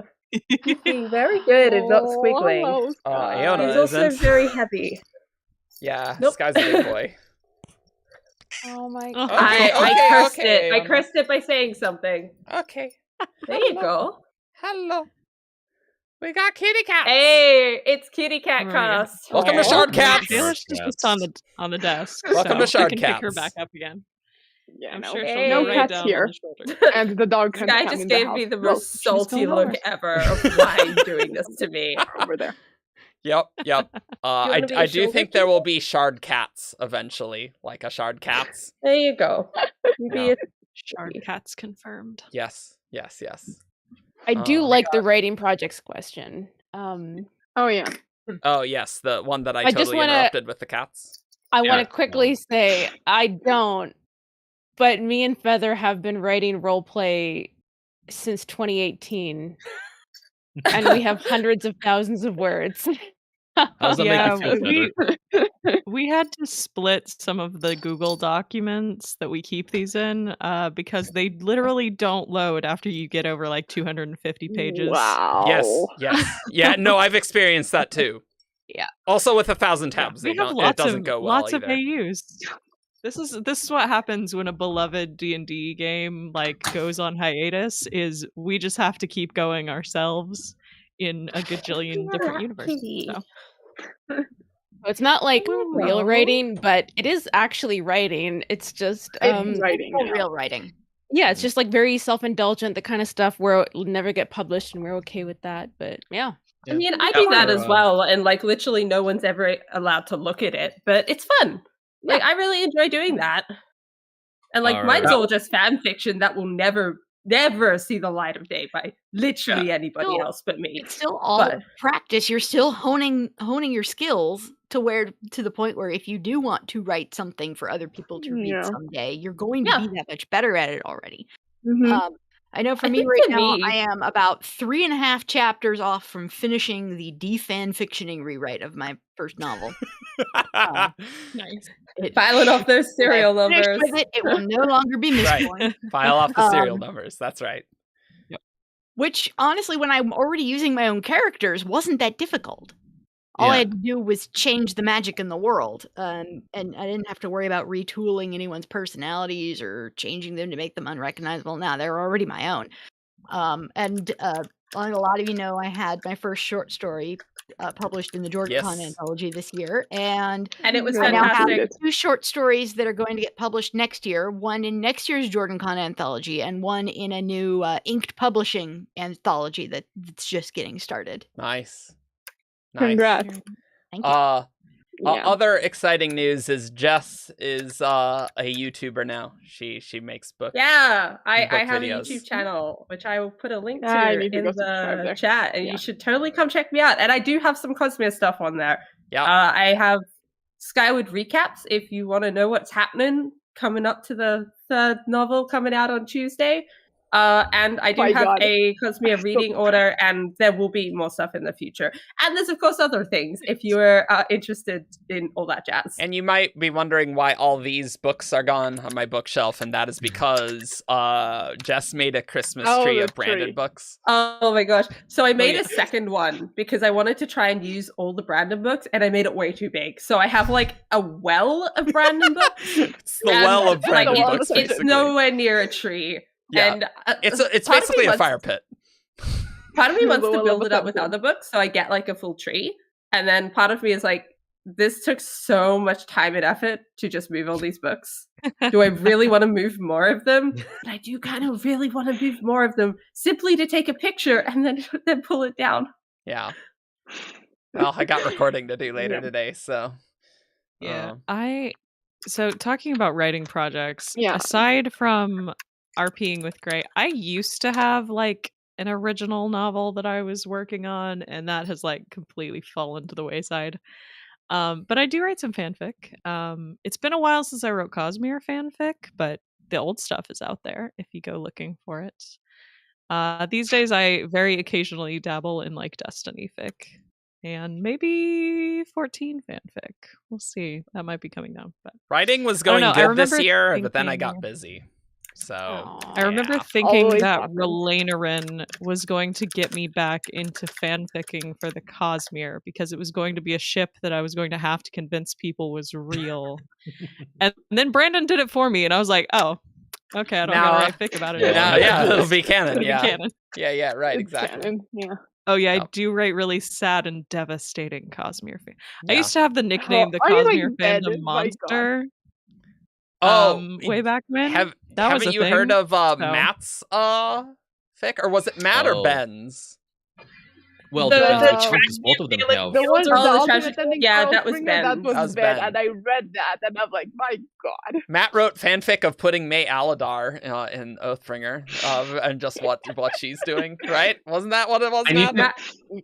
I need to finish that. That was the Rashendi fanfic as well. Oh, that's true. The Rashendi fanfic was really good. Anytime I get it up somewhere the other day, and probably thinking out loud this script, I was like, was that Matt? And Felcan, he was like, yes, Matt wrote that one, and I was like, not surprised. Yeah. Anytime I get a comment on Beneath the Bells of Carbranth, I'm like, oh yes, I got another one years down the road. Excellent. Hopefully you'll see me having some books eventually, but I need to stop doing overtime teaching at this job if I want to make that happen, because I don't have time. Yes, Jess? I realized I did want to say one more thing about my YouTube channel, but it doesn't just involve me. Grace actually came on my YouTube channel, and we did an episode about fairy tale retellings, and it's really good, and everyone should come check it out because Grace knows so much about fairy tale retelling, and it was such a fun episode. And I will put a link in the description. Yeah, I was going to say, you've mentioned your channel a few times, but you haven't said what your channel is. It is a booktube. The name. I've started playing it now. I don't know what is. Okay, no, stop playing. Stop playing. Okay, cool, good now. I have a booktube channel where I talk about books and do reviews and talk about what books I want to read and just give general summaries on books and like mini reviews, and I do fun book tags where I have to answer a bunch of questions and like answer them with books or answer things about myself, and it's lots of fun. And I'm just gonna sneak peek it. So I'm doing there is a challenge called Vlogmas that YouTubers do every year, and it's to put videos every day in December leading up to Christmas. I am not that ambitious, but I'm going to do the 12 days of Christmas this year. So I'm going to try and put up a video for the 12 days going up to Christmas Day. And I'm working on them at the moment. And oh my God, that's so many videos, but I'm going to do it. I'm going to make it, and they're going to be lots of fun. And they're all going to be like end of the year wrap up videos of these are the 10 books that I love the most. These are the 10 books that I'm about to trash. And like, this is the best thing I read this month and the worst thing I read in that month. What are other ones? What's your channel name, Jess? These are just. Oh, my channel name is Jessie the Sleepy Koala because I am always tired and Australian. I will. Video with Grace about. Yeah, I'll go follow that nice try. after the stream. Cool, but yeah, you guys should all come join me and follow me and watch the videos because they're lots of fun and I'd love to have people there. That is my pitch. Yeah. Thank you for making me actually pitch that, Argent, instead of just randomly mentioning it. I have a channel. It has a name. Hey. What does it do? I won't tell you. Come and find out, maybe. One of these days, I ought to finish off the polish on that My Little Pony fanfic of mine and throw it out. Yes, Matt. But just to plug my favorite project, Mistborn the Inquisition, our old role play. Oh yeah, that we used one. to do. Yes. Really improved. Like Camus said, practicing writing in someone else's world. Like my writing improved so much working with that project, and also it's amazing how much your co-authors can influence you. Like I know, like Eric and Carrie, who's a retired staff member. Certainly, my writing was. I see things where I'm like, oh, this is kind of an Eric thing that I've like learned from you, and your long love of Alariel's continues to this day. The House Alariel expert right here is Matt. And my two main characters from that, I think I just cracked a code. I've been trying to figure out how to incorporate them into an original work. I think I just cracked it. But what I was going to ask about that question is, how much does it have to be started to be a writing project? Because I have a lot of novels in my head, but not a lot. Matt, if you've written anything, it's a writing project. That I think that's how it goes. And just got to keep writing, in my opinion. Which I also need to take that advice because same. If you write, you are a writer. About that writing question. So I started writing when I was young. I was like 9, and I did a short story that, of course, I called a book, but it was like 10 pages. Anyway, then I actually still have physical copies of it at home. Yep. Like and then I read Aragon when I was in. I don't remember how old I was, but just at the very, very beginning of high school and, middle school. Sorry, I know names are different in the US. And like that was like what Alloy of Law was to Rosemary. It like turned on like the actual like wanting like to commit to it, because I had always wanted to, in like this hypothetical sense, write. But that was what made me write my first actual. It's a novella by word count, but my first actual book, and that wasn't like fanfic because I had done a bit of that, and that's complete at 40,000 something words, and it's not very good, but it's there and it still exists. It's still around online. Aragon made me write in high school as well because I was reading those as that came out, and like the story of like Christopher Paolini like writing and becoming successful at such a young age is super inspiring. And Aragon was also probably my first like fandom. And I like made up my own fictional world that was just a straight up rip off of Algasia. With the Final Fantasy Tactics jobs. I put all sorts of inspirations into my world in high school. It's like, let's put some Yu-Gi-Oh elements in here. Sure, why not? That's a thing I'm watching. Sure, why not? Fourth grade. Like, what if an Aragon situation, but in 20 whatever it was? And 20x. And now, it's been on hold for a while because the IB does not give me time to write at all. No. The International Baccalaureate, because I know IB is like the short for a lot of things. And Matt, I imagine you don't have much free time to write either, being a lawyer. Well, But, yeah. I do and I don't. One of the issues is, and I'm sure other people can relate, is when you're at a desk job where you're doing a lot of writing and a lot of screen time during your work hour, you don't really want to, during your home time, also sit in front of a computer and write. Yeah. Even if it's something more fun than... Yeah, that's exactly what's happened to me. I've written so much for school, even if I really have enjoyed a lot of those projects. I've written so much for school, I just don't have the energy to write creatively. So I'm putting it on hold it's the until energy, university, really, yeah. well, until the summer, and then I'll go. But I did a lot over last summer. I shared a sequence that's probably one of my favorite things I've ever written. The other day in the writing channel, when Lotus asked about a fragment. Yeah. And yeah. But yeah, I don't do writing projects. I do coding projects. in Canon, right? Yeah. And I have the same problem as Matt. Just coding for life and for job to make money, and then coding in free time is not really working together that well. Yeah, That absolutely. is exactly the problem I found myself into, right? Because I've seen the work you've done, obviously, with Arcane. I've seen the work Paleo has been doing with 70 different things. Yes, seriously. And I'm like, I finished the workday and I am creatively drained. Yeah. Right. I mean, that's it's a problem. Like even basically, I made Arcanum while being hired, but I honestly say that I just gave up on doing work, and I actually work on Arcanum, and nobody noticed. So I got Arcanum work paid by someone, and they didn't notice I didn't do the other things. So that worked.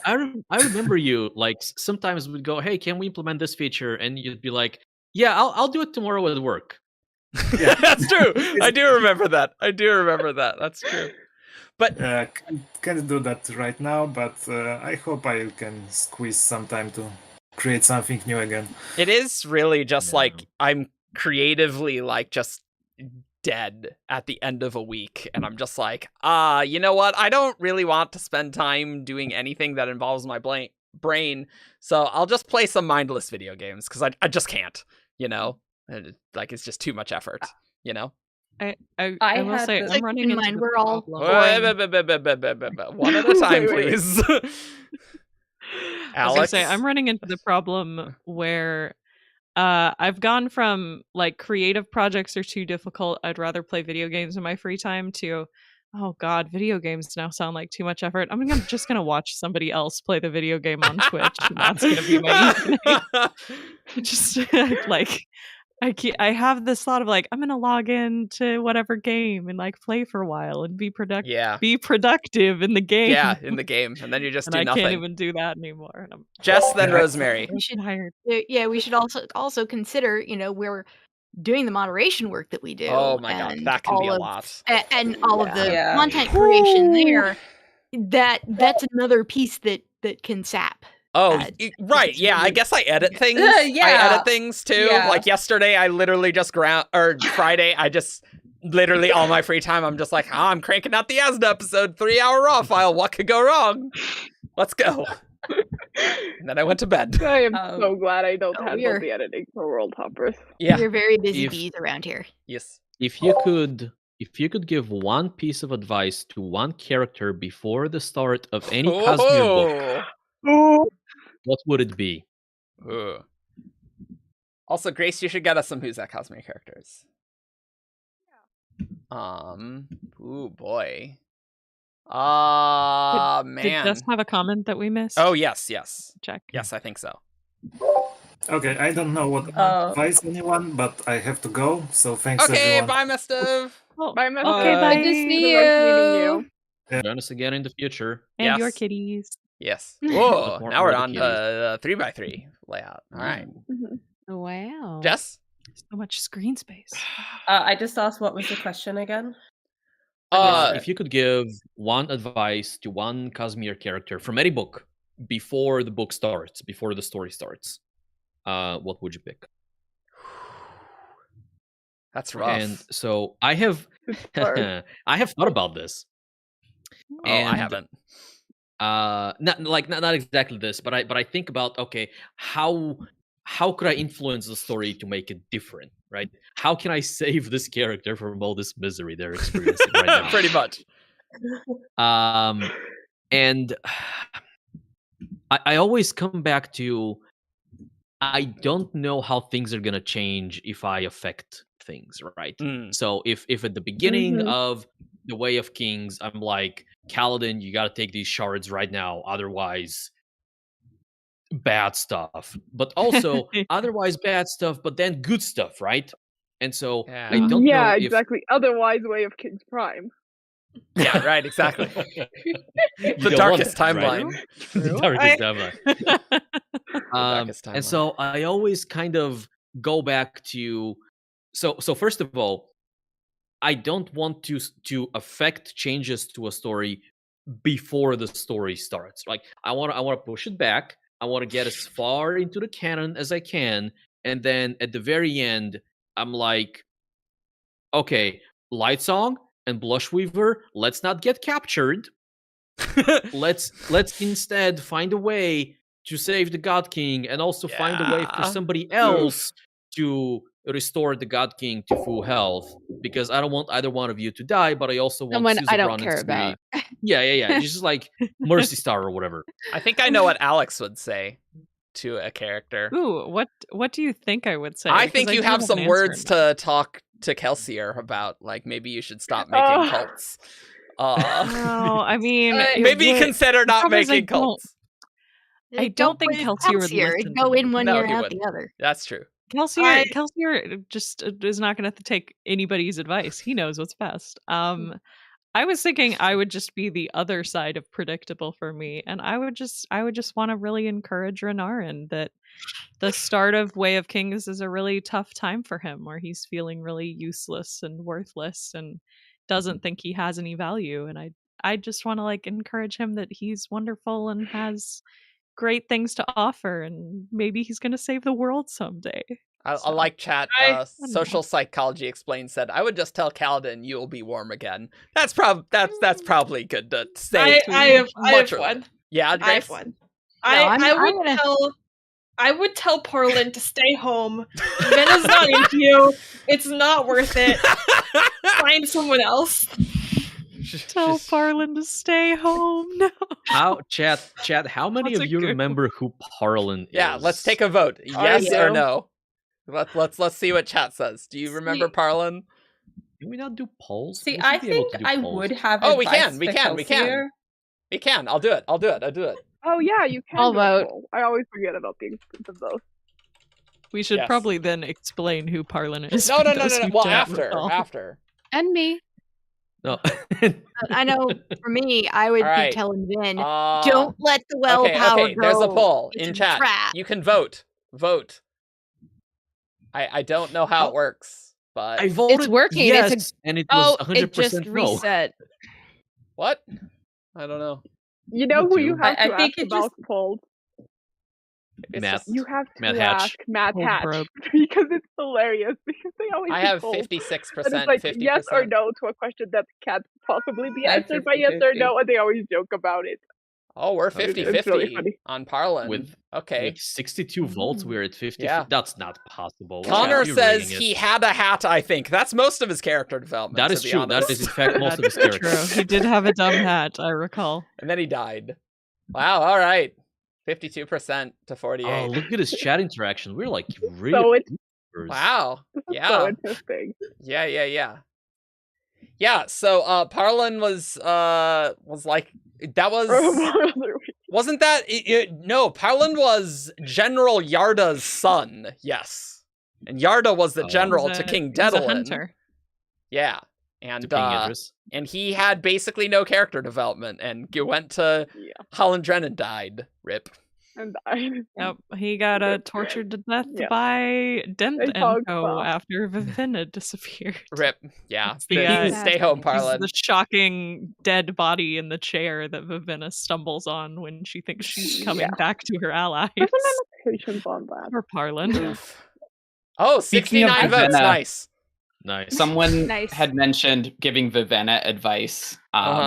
and I think in the chat, and I think that's like Vivenna grows a lot during She could use some Warbreaker, advice, but a lot could have been avoided with some good advice. Yeah, a lot of the answers I have come up over the years have essentially boiled down to like meeting a character in a time when they are at their low and going, no, things get better.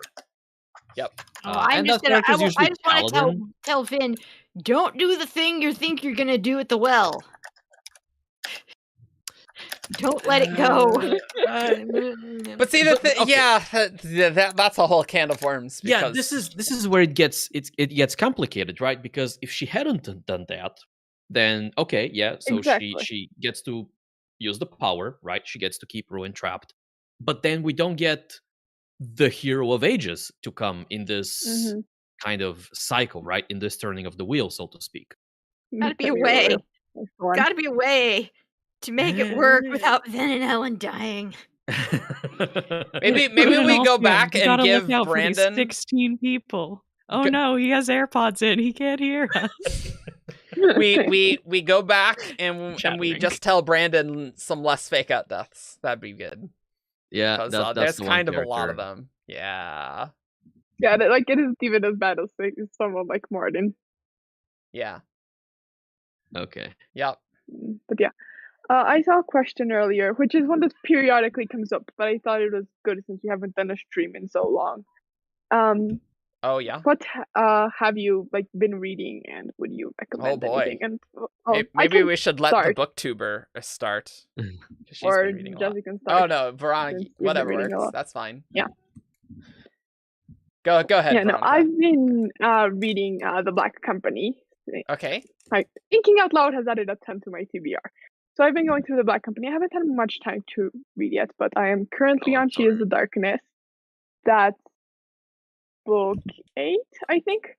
And it's been great. I've really enjoyed it. It's a bit jarring at first, especially the first book, because writing style things, and it's very, very different. But I really, really enjoyed it. But there are so many things I really admire Cook for that I could never do in my writing, particularly humor. And I really like also the use of language. The fact that language itself is a plot point is really fun. The magic system, well, it's not a system because it's really soft magic, but just how creative Cook is in making the company use illusions and things like that to accomplish their goals is really, really interesting. And I love the characters.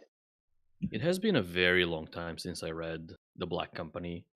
I don't remember anything, but it was not among my favorite series by far. And it's a very different genre from books it's I very would say different. Yeah. are among my favorite series, right? Black Company is not epic fantasy. It's not grimdark, but it's also not epic. It's I guess it's military fantasy, right? Yeah. You could call it that. Which is ironic because Django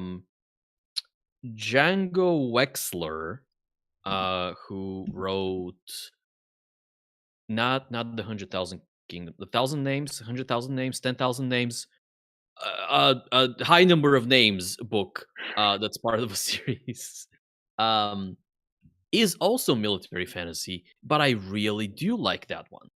I haven't read it in several years, but it was nice. I'm staring at my shelf looking for things to pull down. Yeah, Sorry, what was the question? I was distracted by chat. What are you reading recently? Recent reads and recommendations. I mean, I can give a list if you want. Yeah. Tell us, booktuber. I have a list, yeah. Go to youtube.com. Okay, so I'm currently going through the manga Chobits at the moment, which is kind of a science fiction-y. You have robot AIs that look like humans, and it looks at a lot of the philosophy questions of, are they alive? What happens when people have relationships with them? Can you really have a relationship with them? And it's all very interesting. It's also manga, so it's hypersexualizing young women, which is a little bit creepy. But besides that, the story is really good, and one of the characters is completely adorable in a cinnamon roll, and I love her. What else have I read? I finished The Final Empire. I finished Redawn. I recommend that one. I stopped a couple of books mostly because I had to give them back to the library. Oh my god. So I read this book called White Smoke. And it was good up till the ending. And then it was terrible. It was not good. It made no sense whatsoever. Like the things that happen in this book shouldn't be able to happen. It's like a haunted house mystery book, and it is so dissatisfying what the answer is. And then like these other things happen in the background, and then it just stops. The book just stops. There is no ending to this book. It is like this giant gaping hole of an ending, of an open ending, except it should not even be allowed to be called an ending because there's no ending that happens here at all. Nothing is resolved whatsoever. And this isn't an ending. It's like someone took a book and then ripped off a couple of pages and said, there you go, that's the end. So Amazing. that book was fine until it wasn't. Sorry. I just realized Daniel Green is in chat, so. Hi, Daniel. Oh, hey, Daniel. Oh. Hello. Daniel. And what am I currently reading? Pops in now and then. And then currently I am reading a book that I've been reading for ages, so I won't mention it. Tomorrow When the War Began, which is a alien war book where a bunch of teenagers go off camping and come back to war. It is so good. This series is really, really good, and I've been reading it since high school, and I love it. And it's become my bag book, so I just put it in my bag for if I go out and I have to like wait for something, I'll pull it out and read some stuff. And then it's gotten really good. I'm like, I just want to keep reading it, but it's meant to be my bag book. But what if I just keep reading it now? So there's that one. There's Persephone's Station, which is also very similar to Chobits, where there are AIs in human form, and it sort of looks at the philosophy there, but it's more about they're on this world at the end of the universe that nobody likes, and they have to go on this mission to protect the native people of the planet that they didn't know existed. And it was good, and then it completely lost my interest, and I completely lost what was happening in the story. So it could have been better. I'm almost finished it. There's a lot of fighting in it, and I'm not much of a fighting person. So that was something that got to me. But something that I love is that so many of the characters are gender neutral, and the book's just like, we're just going to use gender neutral pronouns, and we're just going to refer to people as like gender non-conforming, and you're just going to deal with it. We're not going to like baby you through this. You are just going to deal with this happening. So I really like that. And then Jess, let's while Daniel Green is in chat, he asked a question. So let's got a check mark. That's important. Yes, that's right. Yes. So Daniel Green says, would you rather a Mistborn from Software RPG or a Way of Kings HBO miniseries with no promise of a second season? Hey, that is I'm not familiar with Software RPG, but is this meant to be like too bad? No, choices? they're the Dark Souls. From Software is Dark Souls, Bloodborne. Yeah. See, I gotta go with the Mistborn thing. Yeah. If only because a mini series is not long enough for Yeah. So see, it's the lack of second season promise that gets me. I'm like, nah, just give me the game because I don't want to deal with this potential not happening. Yep. But I think my problem is this feels like two choices where I don't feel like the adapter is a good fit for the stuff. Because I don't think HBO would be a good adapter of Way of Kings because they would probably have to make it really sexy because that's kind of their MO. Yeah. And I personally have not played any From Software games, but like brutally difficult gameplay that you're supposed to bang your head against is a tough sell for a lot of people. And I don't know that I would want like a Mistborn story locked behind like you need to grind this boss for several hours before you figure out how to get through it and progress to the next part of the story. Nice. So between those two, maybe the game.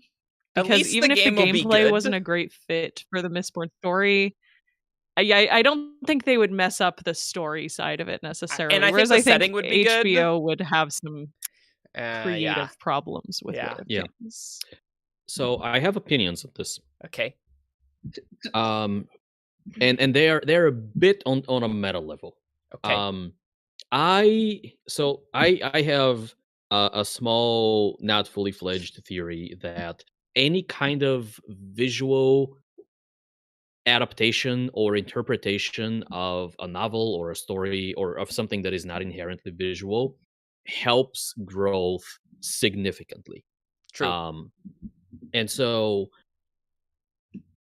just by virtue of having not a terrible Mistborn game, like it doesn't need to be like a bestseller or anything like that, but like having a Mistborn game that is like okay to play, doesn't need to be a AAA game, although that's nice, will help not the genre, but it will help Brandon's visibility a ton. And I think something in the Dark Souls kind of aesthetic. So first of all, the aesthetic is great for Mistborn, which is also this kind of gritty, not post-apocalyptic, but like dark, grim, dark world. This one's kind of post-apocalyptic. I mean, yeah, but it's a weird apocalypse, right? Yeah. So that will help, but also the idea of like grinding through a boss makes me think of a difficult platformer in the context of Mistborn, right? So let's say you're playing some kind of Misting or a Mistborn or maybe even a Haze Killer or something like that, and you have to you have to learn the exact steps to beat a specific boss, and I think that's cool.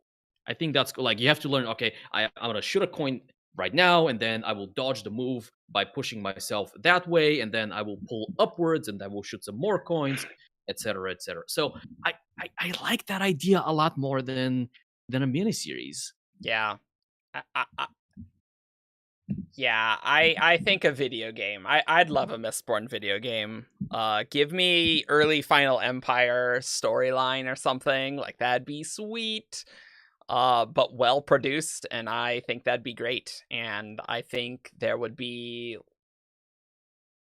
well, visual adaptations will lead to some fandom drama, let's say. And I feel like video games will have less of that inherently. Like maybe somewhat, but like if it's a new story rather than adapting a current one, right? Like you can just set it on Final Empire Skate Reel, right? And like, sure, there might be some inconsistencies, whatever, but like it would overall, I think, if the people won't point and look and say, "Hey, that's not Kaladin. I imagine Syl differently." No. What's not gonna happen is people saying, "Oh, there isn't anything like the Heron sword exactly," but the shard plate, the shard plate doesn't look perfect. Yes. Because shard blades are going to be really hard to adapt. So the shard blade design is different. Ruined. Or oh no. Galadar didn't kill this many person at the beginning of the Way of Kings. Character assassination. Yeah. Well, we've seen that with the Wheel of Time. I do not want to deal with that for Cosmere. The Manetheren conversation is out of context. It ruins every. Let's not. I will take the HBO show because I have no interest in this hypothetical video game, and will choose the one that I will actually watch. Yeah, that's fair. That is fair. I'm gonna cheat and talk about what I'd like to see instead of those two options. Okay. Go for it. And I know Brandon has basically shut this down, but I would love to see some Cosmere animated series. Brandon's reasoning is basically adaptation should expand the community, and he feels like live action is more likely to do that than animation. By the way. Daniel called you out. You're cheating. You're cheating. You just gotta cheat. Yeah. Okay. But what I would really like is like as animated series are getting like we're getting a lot of adult animated content right now. We really we are. had the Witcher adaptation. We had the Dota series. There's the we had Castlevania, Arcane, Invincible. We talked about Arcane earlier. Like lots of, and the Critical Role series is coming out next year, which might do well. We'll have to see. So it would be really cool if kind of adult animation really takes off in the fantasy context. Yeah. If Brandon would reconsider that as an option, well, even if it's not, if he goes live action, live action for Stormlight or something, or for one series go animated for another, it would be cool. Yeah. Elijah. I know you guys have said HBO you think would take creative liberties, but I do think there are elements of Stormlight that HBO would do very well with. Like, I think they they do really well with like the mental health side of things, and I think like they would have very fun with like the Shattered Plains politicking Dalinar plotline side That's of true. things. Yeah. But I mean, it One depends. of my favorite things. Oh boy. Jess, then Alex. Yeah. I like the idea of HBO doing it because they have a lot of money, and I think this would need a lot of money thrown at it. That's true. That's true. Yeah. No, I'm okay with HBO doing it. Yeah, if you're gonna go live action, you gotta have like a very big budget. Yeah. And I mean, that's one of the, I have a lot of criticisms of Game of Thrones that started very far before the 8th season. But I will say, like, the way that they portrayed a fictional fantasy world as like very realistic and lived in, and especially like their costuming budget, I would love to see like Stormlight costumes with the Game of Thrones costume budget. Like, you can look up posts of the kinds of like embroidery details that they put on various characters' outfits, and they're like plot relevant, gorgeous designs. It's like, oh god, I would love to see Havaz done in that style. That'd be awesome. I would like to I agree with Grace. I think because like I think people associate HBO with D&D and they're not the same. Yeah. That's you know, okay. Yeah, the Game of Thrones showrunners. Yeah. Showrunners. Yeah. And they're not the same. And HBO is not the only how can I say this? The only people who are aiming for making things adult and more sexy and a little grittier. They're not the only people who do that. So it's sort of like if they're going to get money, HBO already has a reputation for quality. There's a reason people liked Game of Thrones. You know, and Daniel's question didn't say no season 2. It said no promise of season 2. It's true. So, and I'm kind of like Alex in that, like, right now I have very limited energy for playing games, and that Mistborn game sounded so. I just got tired. I just want to sit down and watch it. So that's I'm aiming for the TV show. Yeah. HBO also would be really good actually thinking about this for Mistborn. I think like Mistborn but the one thing I'm dreading about Mistborn live action that I hope doesn't happen is in dark TV when the lighting is so dark you need to mess with your screen settings to see anything. Yes. And because so much of Mistborn is like set at night and super sneaky, I'm like, please just we can suspend disbelief that it's nighttime. Color grading. Use proper lighting. Please let us look at it. It just reminds me of that one scene at the very end of Game of Thrones, and it's like, what? Nobody knows. I guess we'll just stare at a black screen with shaky cam. Oh, great! Even better. Yeah. Perfect. I do want to do a quick plug. So this is not a game. I don't think it will become a game, or at least I'm skeptical. But the Ashes project is something a bunch of artists and like not amateur, but like not. Oh yeah. And a bunch of developers put together to create a short demo of what a Mistborn game might look like. And it's essentially like a minute trailer or a 2-minute trailer or whatever. But it looks really good. it doesn't look AAA good, but it looks like, hey, I will happily spend like $40 on a game that looks like that good. It has a lot of concept art. It has a trailer. It has a bunch of different people collaborating on it. It looks great. You may be able to just like Google Ashes Project, or if you want to go to the URL, it's ashesproject.card. I'm just gonna put it in chat. Yeah, throw it in chat. Oh, because that was I think it was recommended to me by YouTube recommendations, but I didn't watch it. Yeah. So I think it looks great. And I think y'all should go take a look at it and give it a like, because it's, as far as I know, it is purely a fan effort. There's like zero money that have gone into it, and they obviously, because it's a licensed thing, I mean, like, they haven't licensed the thing, but like they're just putting it together as a piece of fan art, and it's 10 thumbs up. Yep.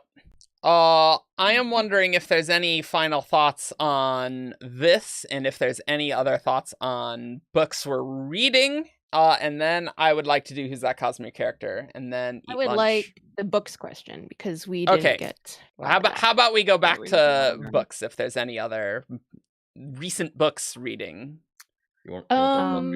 Obviously, you want to go, Shannon? like a lot of I was waiting when Jess was talking, and then we got interrupted. Like many people, I am rereading Wheel of Time. Basically, I thought I was never going to, and then the trailer happened, and then September, I just immediately burned through Eye of the World and The Great Hunt, and now I'm on The Shadow Rising because I stalled. That happens. But I'm also been working through Kate Elliott's The Crown of Stars series. She is one of the greatest fantasy authors, and I think she's criminally underrated. And I think I could recommend almost anything of hers. And now I'm finally working on one of her oldest but longest series, where she finally gets like her epic fantasy, like that takes place on an Earth analog, like, you know, like all the greats do. It's really great. She's very historically oriented in that she actually kind of really takes a hard look at what a medieval society is like. And so she's like, okay, so this is going to be, it's like medieval Earth, but here's some church history. This is like if the Council of Nicaea decided that Jesus was not, so it's sort of like there's all this church history that they decided that Jesus was not fully human, and then so the ripples that hands, and also there's elves and there's dragons, and there's like different worlds and angels and demons, and astrology is real, and that's how the magic works. And it's sort of like she adds all these elements together and makes it feel so complete. I would recommend Kate Elliott to anyone. Nice. Yeah, that sounds right up my alley. I just added it to my computer as you were talking. Yeah. I think I probably talked about this the last time we had a live stream, which shows you how little I have unfortunately been reading. But I am still making my way through Kingdom of Copper. So yes, you did mention that in the other series. Yeah, I really do want to read the third one, but I don't read as much anymore. I don't have time. But in terms of stories that I have experienced lately, I recently picked up Pathologic 2 on Steam, and really enjoyed that game and its story. It was a very interesting experience. So try Pathologic 2 if you're at all interested in storytelling oddness. I will briefly mention the newest Cradle book. Cradle is a series that many of the staff members are reading or have read, and are trying to convince the rest to read. Please, they're fun. So the latest one is great, and it ends with a banger. If you haven't read Cradle, Will White, who's the author, is doing a connected universe thing between his multiple series, although Cradle is by far the most successful one and the most popular one, and the longest one, really. And it's this doesn't fully do it justice, but it's something he calls progression fantasy. But it's like when in anime people just like power up all of the time over the course of 17 seasons, and they get more and more powerful to the point where it gets ridiculous. Well, it's that, but in a book form, and it makes a little bit more sense. So, okay. Yeah, I almost didn't continue on after the first book. Like, I feel like maybe Argent was about to go into like the caveats, but if you keep going on past book 1. Yeah, that's always the tricky thing when it's like, if the first book didn't get you good. It's like, do you really want to go? But fortunately, a lot of them are like 200 pages, if that. It's short. So... Yeah, sure. Yeah. Grace, any books? Matt, I know I interrupted Jess as well with Daniel's question, so I know that's there as well. Okay. I'm rereading some. I'm halfway through. I think I talked about this last time this question came up, so I'm still partway through. It's called The Crash of Hennington, and it's a alternate Earth, or alternate planet, but not really fantasy. Like, there's no magic in it, and it's this city with a bunch of rhinos who run through it all the time. Okay. All right. It's a very weird book, but I'm kind of liking it. And yeah, I don't know. I'm partway through Rhythm of War. I've read it, but I haven't read it, so I'm trying to. We don't have a lot of time. Oh my goodness. Cool. The most recent non-Brandon thing I read was the Anthropocene Reviewed by John Green, which is not genre, but my book club doesn't always do genre stuff, and it's pretty damn funny in places, and sometimes it's like some of it hits too close to home, but it's still funny, and it's just John Green going on about different things happening in the world and then rating them at the end of his essays. And I should check that one out. I used to read a lot of John Green, including there's also a podcast by the same name. Oh yeah. Interesting. Interesting. Yeah, I read Hank Green's book. They're brothers. The other day, and they are. I was a little surprised because like I wondered if this was a situation where like, okay, John was an author before they got famous, but Hank really wasn't. He does more like the science stuff, and I was like, oh, did he just get his book published because like they're a famous YouTube duo and stuff like that? But it was very, very good. What's the first one? An absolutely spectacular thing. Remarkable thing. Absolutely remarkable thing. Yeah, by then I read that very one. Foolish Endeavor.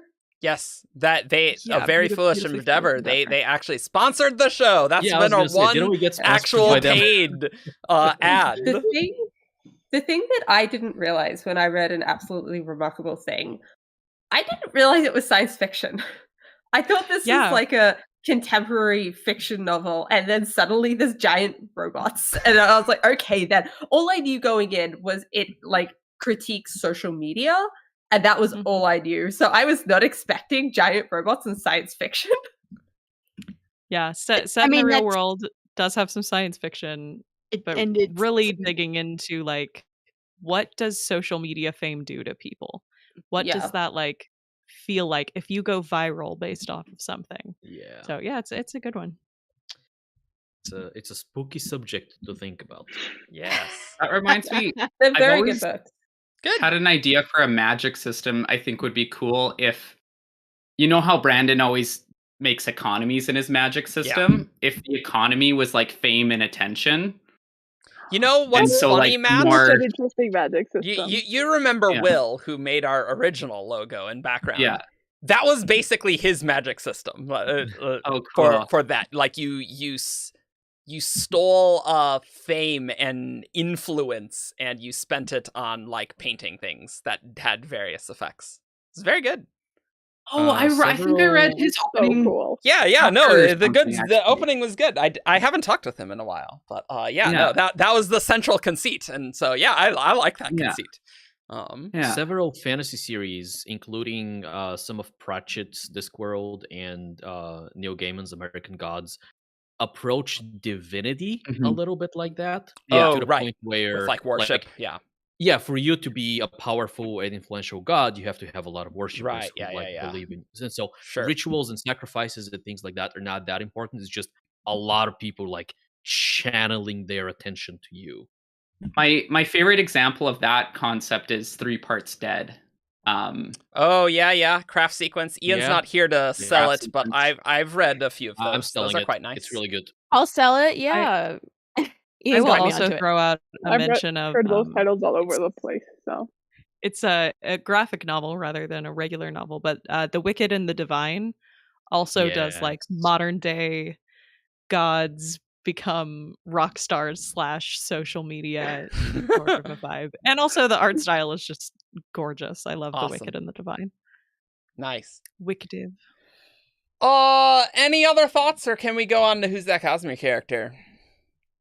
I gotta record a review, guys, today. So I got stuff to do. Who's That Cosmere character? Yeah, let's go. Let's go. We should probably do that. I'm opening Notepad and closing the stream. Oh yeah. Right, I'm gonna close chat. Yeah. Okay. Yeah. Okay. Chat, you be good. Yeah. Bye, chat. Yeah. We have other staff in there. Yeah. Yes. Probably. I mean, Punny is there, so. Oh, Punny's great. there. Good job, Punny. We need you. Okay. Close the Notepad chat. ready. There we go. No chat. You can guess in chat if you want, because they are all closing. There is no guarantee I will see who gets it first. Yeah, I think Ben watches it like a hawk to try and get it, but yeah, like everyone's obviously going to be guessing in chat. Yeah. Yeah. Nice. You know, it just occurred to me that like we could do Ship It or Rip It live with the poll thing. Oh yeah. Absolutely. Totally could. That would be fun. Yeah. That Anyway, sorry, Grace. We did get a request for more Ship It or Rip It in the chat at one point. Could do it. Could have a stream. Yeah, it's really funny the times that like we're just chatting like after or before World Toppers, and then they bring up Ship It or Rip It. They're like, "Wait, what?" And I'm like, "Yeah, go check out Ship It or Rip It. It's hilarious." Yeah. Okay, sure. All right, let's get into it. Yeah. Yeah. All right, everyone, you know how the game is played. I will read a series of clues out one at a time, and after each clue, you will have a chance to guess who's that Cosmere character. It's been a while since I've done this. It has been a while. It really has. We got to get you on more things, Grace. Yeah. Semester kicking your butt. I don't reread Cosmere books, so every month that goes past, I get worse at this game. Well, there's if eight of us. Final Empire character, I'm down for it. If it's anyone else, yeah. I loved the Who's That Cosmere character we had on the Yasna episode yesterday. Yeah, you nailed the Final Empire. I haven't gotten into that part. It's helpful that I was reading the book. Yeah, it was. I was reading Rhythm of War to my sister over a Discord call yesterday, so that's one of the books I've been reading. There you go. Yeah. I read books. It's fine. All right. So this first one was sent in by Evie White. Okay. Clue 1. This character is from a place we haven't seen on screen. Oh no. Silence Montaigne. No. Yaddle. No. Grace, was that no for both of us? I did not hear yours, Argent. Sorry. I guess Evie. No. A leak? No. Ooh, that's good. Argent, I didn't get what you said. Dalinar's wife. Ah, okay. First wife, to be specific. Yeah, the dead one. Oh man. You know, I'm just gonna go with Jezrien. Let's go. Let's start going through the list of heralds and shards. List of heralds. Oh my god. Heralds and shards. Let's go. No. I might go with Hoyd. Yeah. No, it's not Hoyd. Oh yeah, get all the Yolanites. Yep. Frost. The Yolan one. It is not Frost. It's probably not going to be any shard or herald. Probably. Yeah, probably. I'm gonna go with Chris just because we haven't seen Nightside yet. It is not Chris. It's a place. All right. Yeah. Actually, it's called Darkside. Excuse me. Whatever. Clue 2. This character is a scholar. Chris, not a bad guess. Yeah. Oh, is it Naj? It is not Naj. Naj. Naj. I go Naj. I think they say Naz. Is it? I hate that. It is not Tindwell. Okay. Yeah, we didn't see the Terrace dominance. Yeah. So you could argue that this character is not a scholar, because I came up with this guess on the previous clue, but I'm still gonna guess Bluefingers. It is not Bluefingers. You know what? I'm just gonna guess Ishar. He's kind of like a scholar, kind of. It is not Ishar. Sure, kind of. Well, then I'm gonna go with Batar. Ooh, it is nice. not Batar. The Yelp scholars, and the Yelp scholars are scholarly. Yeah, we totally know so much about Batar to get 5 clues out of that. I like the Tindwell guess. So I'm gonna guess Sazed. It is not Sazed. Nice. I have not. That was my next guess. So thanks for doing that for me. I have not seen the correct answer in chat yet. Wow, Nice. we have no chance. Shashara. Ooh.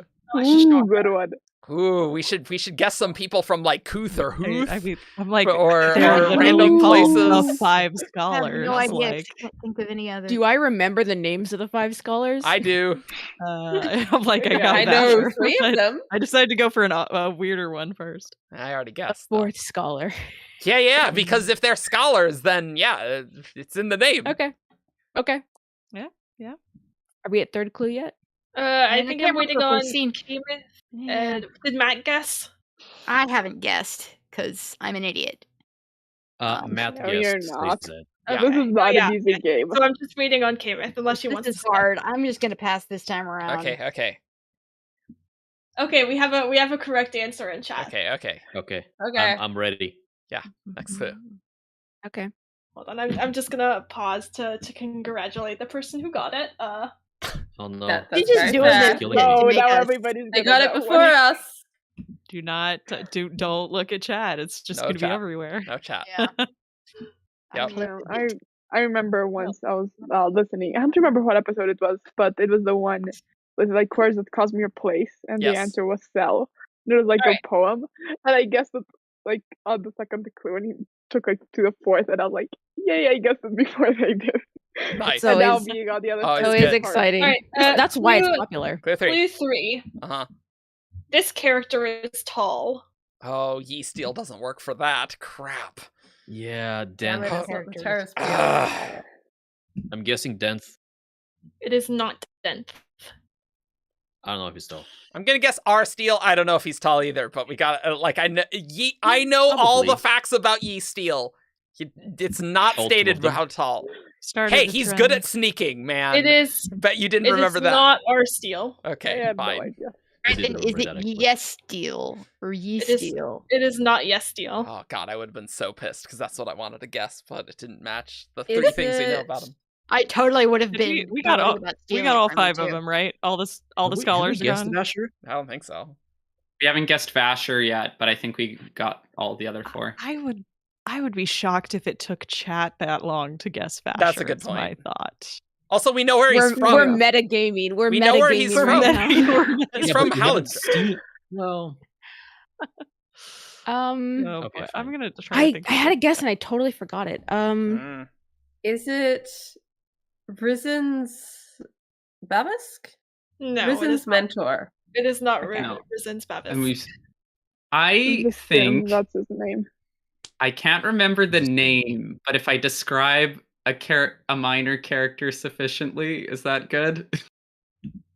Grace is a harsh Sure, yes. mistress. If it's I'm Yeah, gonna because guess the one thing that's in my mind is like I think we don't know Yasna's where they're from. pen pals. That's or one of- exactly the That's character too that was in my generic. mind. One. let's say her pen pals. You have to specify. That's The one who Matt- the that's one who multiple. ghostwrites as a woman, but is really a man. Yochi? That is Yochi. exactly what my Yochi. mind where my Okay, it mind is went. not- But I was like, isn't Isn't he in Carbron? Thalen, I think. He I don't know. He is Yeah. You can Thalen see how in where they're from. Western. So it Oh, doesn't alright. work. Okay. Oh god. Yes, I Is gotta it- guess. Is it? No, I don't know if this works. Is it blended? It is not blended. Oh, that was Ooh, good. good That's a guess. good quest. That's a good Oh, answer. that was good. That's solid. I don't know if he's much of a scholar, but I'll go ahead and say Alec from. He's been guessed already. How many times are you going to guess him? Oh, rip. I don't know. Okay, I'll just forfeit that one. All right. I can't anyone else? Did you guess, Veronica? No. God, it's hard. The game's hard when you're on the show. I can give you a free guess if you want. You can guess Patron. Adaptation is from. I was debating between Blended and Pattern, and I was like, okay, then yeah, I'll go with Pattern. It is Pattern. God damn it! Every fucking time. I should have gone for it. Good I job, was like, giving it to someone else.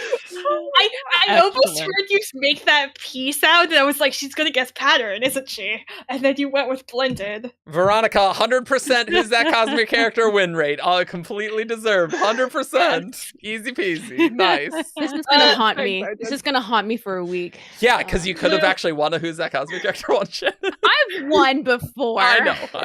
I've won. Clue 4. 5. Clue 4. This character's appearance changes without their inputs. Clue 5. This character is a splinter. Okay. Okay, yeah. Yeah, okay. That's valid. Yeah. All right. Cool. All right. Okay. Okay, this next one was sent in by Lightwing. Mission, okay. Though. Yes. Hey, that's a name that's familiar. Great clues. I recognize that. I'm sorry, who was the name? Lightwing. Oh, hi. Hello. I mean, hi to everyone. It's just your name is familiar. Yes. Clue 1. This character is excitable. Well, I didn't get to guess. What was that? Rua. It is not Rua. So I didn't get to guess Pattern last time, so I'm guessing Pattern this time. It is not Pattern. Fair. I was thinking Pattern as well. Who's excitable? Alrion. Okay. It is not Alrion. Good guess. Who is the audit that everybody loves? Rushu. That one. Rushu. It is not I do love Rushu. Okay. The ardent that everyone loves. That, you know what's funny about that is that works out of world and in world. Because she's trying to escape all the men. That's true. Rishu's very popular. Yes, Rishu's great. Love her Who's so much. excitable? Let's go with Alista. It is not Alista. Good one. The other Nightblood. Lord a lot of people love. Yep. It is not Nightblood. It is excitable. Good one. It is not the Lopin. Syl. Oh, I should have been paying attention to what was guessed. Oh no. It is not Syl. I write these all down. You guys should be playing on my level. Smart. I write down the clues. See, just that's not too the ones that have sensible, been Gray. guessed. That's just way too Clue 2. sensible. This character speaks Alethi. Okay. What does it mean to be excitable? I mean, that's really the question. Tien? Is Is it it what? Tien?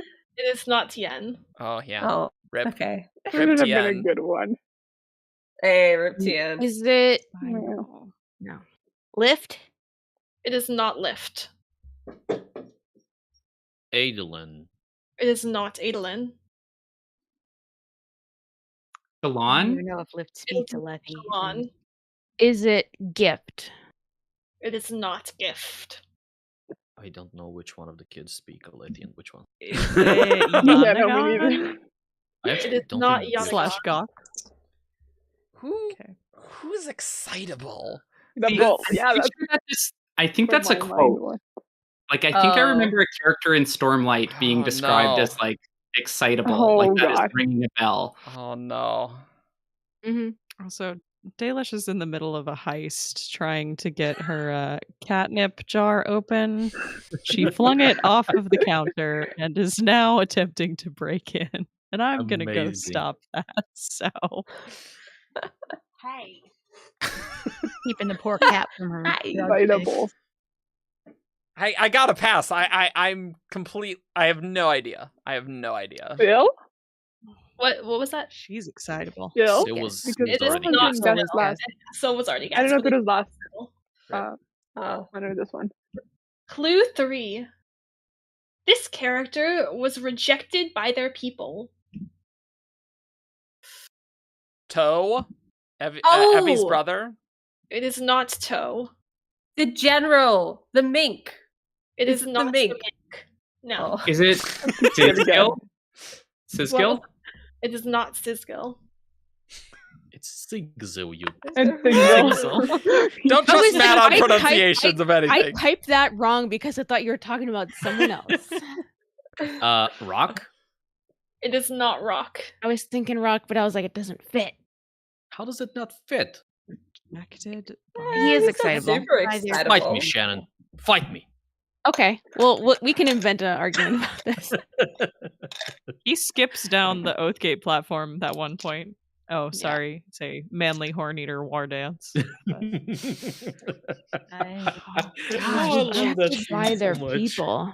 Did I guess this round? Car is No, happy. What the heck? I What think comes half of you never guessed. rereading Stormlight. I forget which half. That's got in it. I got haven't guessed distracted yet. because chat just got it, so. Yeah, we should do a thing where if we guess, like, we raise our hand so we can keep track. That might be good. Wait, so we raise our hand if we guessed? Okay, yeah, that's good. That's good. I guess. That's gonna be so annoying. I guess. I have a hand as a hat, really, here. Let's raise our hand until we guess. Okay. So wait, we have excitable. That's a better idea. Telepathy, yeah. Rejected by their people. Yes. But now we're half and half doing it, so we need to decide. Relaine? It is not Relaine. Yeah, because I don't think Ivory is excitable. No, I don't think so. I would agree with you. I mean, I wouldn't call Zeth excitable either, but I'm gonna guess him anyway. Depends on your definition. Yeah. I feel I'm like gonna I guess should- him anyway. Like Nightblood who was is it? guessed. Zeth. It is not Zeth. Okay. I feel like I should have a guess. Like this fits. I Yeah, feel like so many same. people.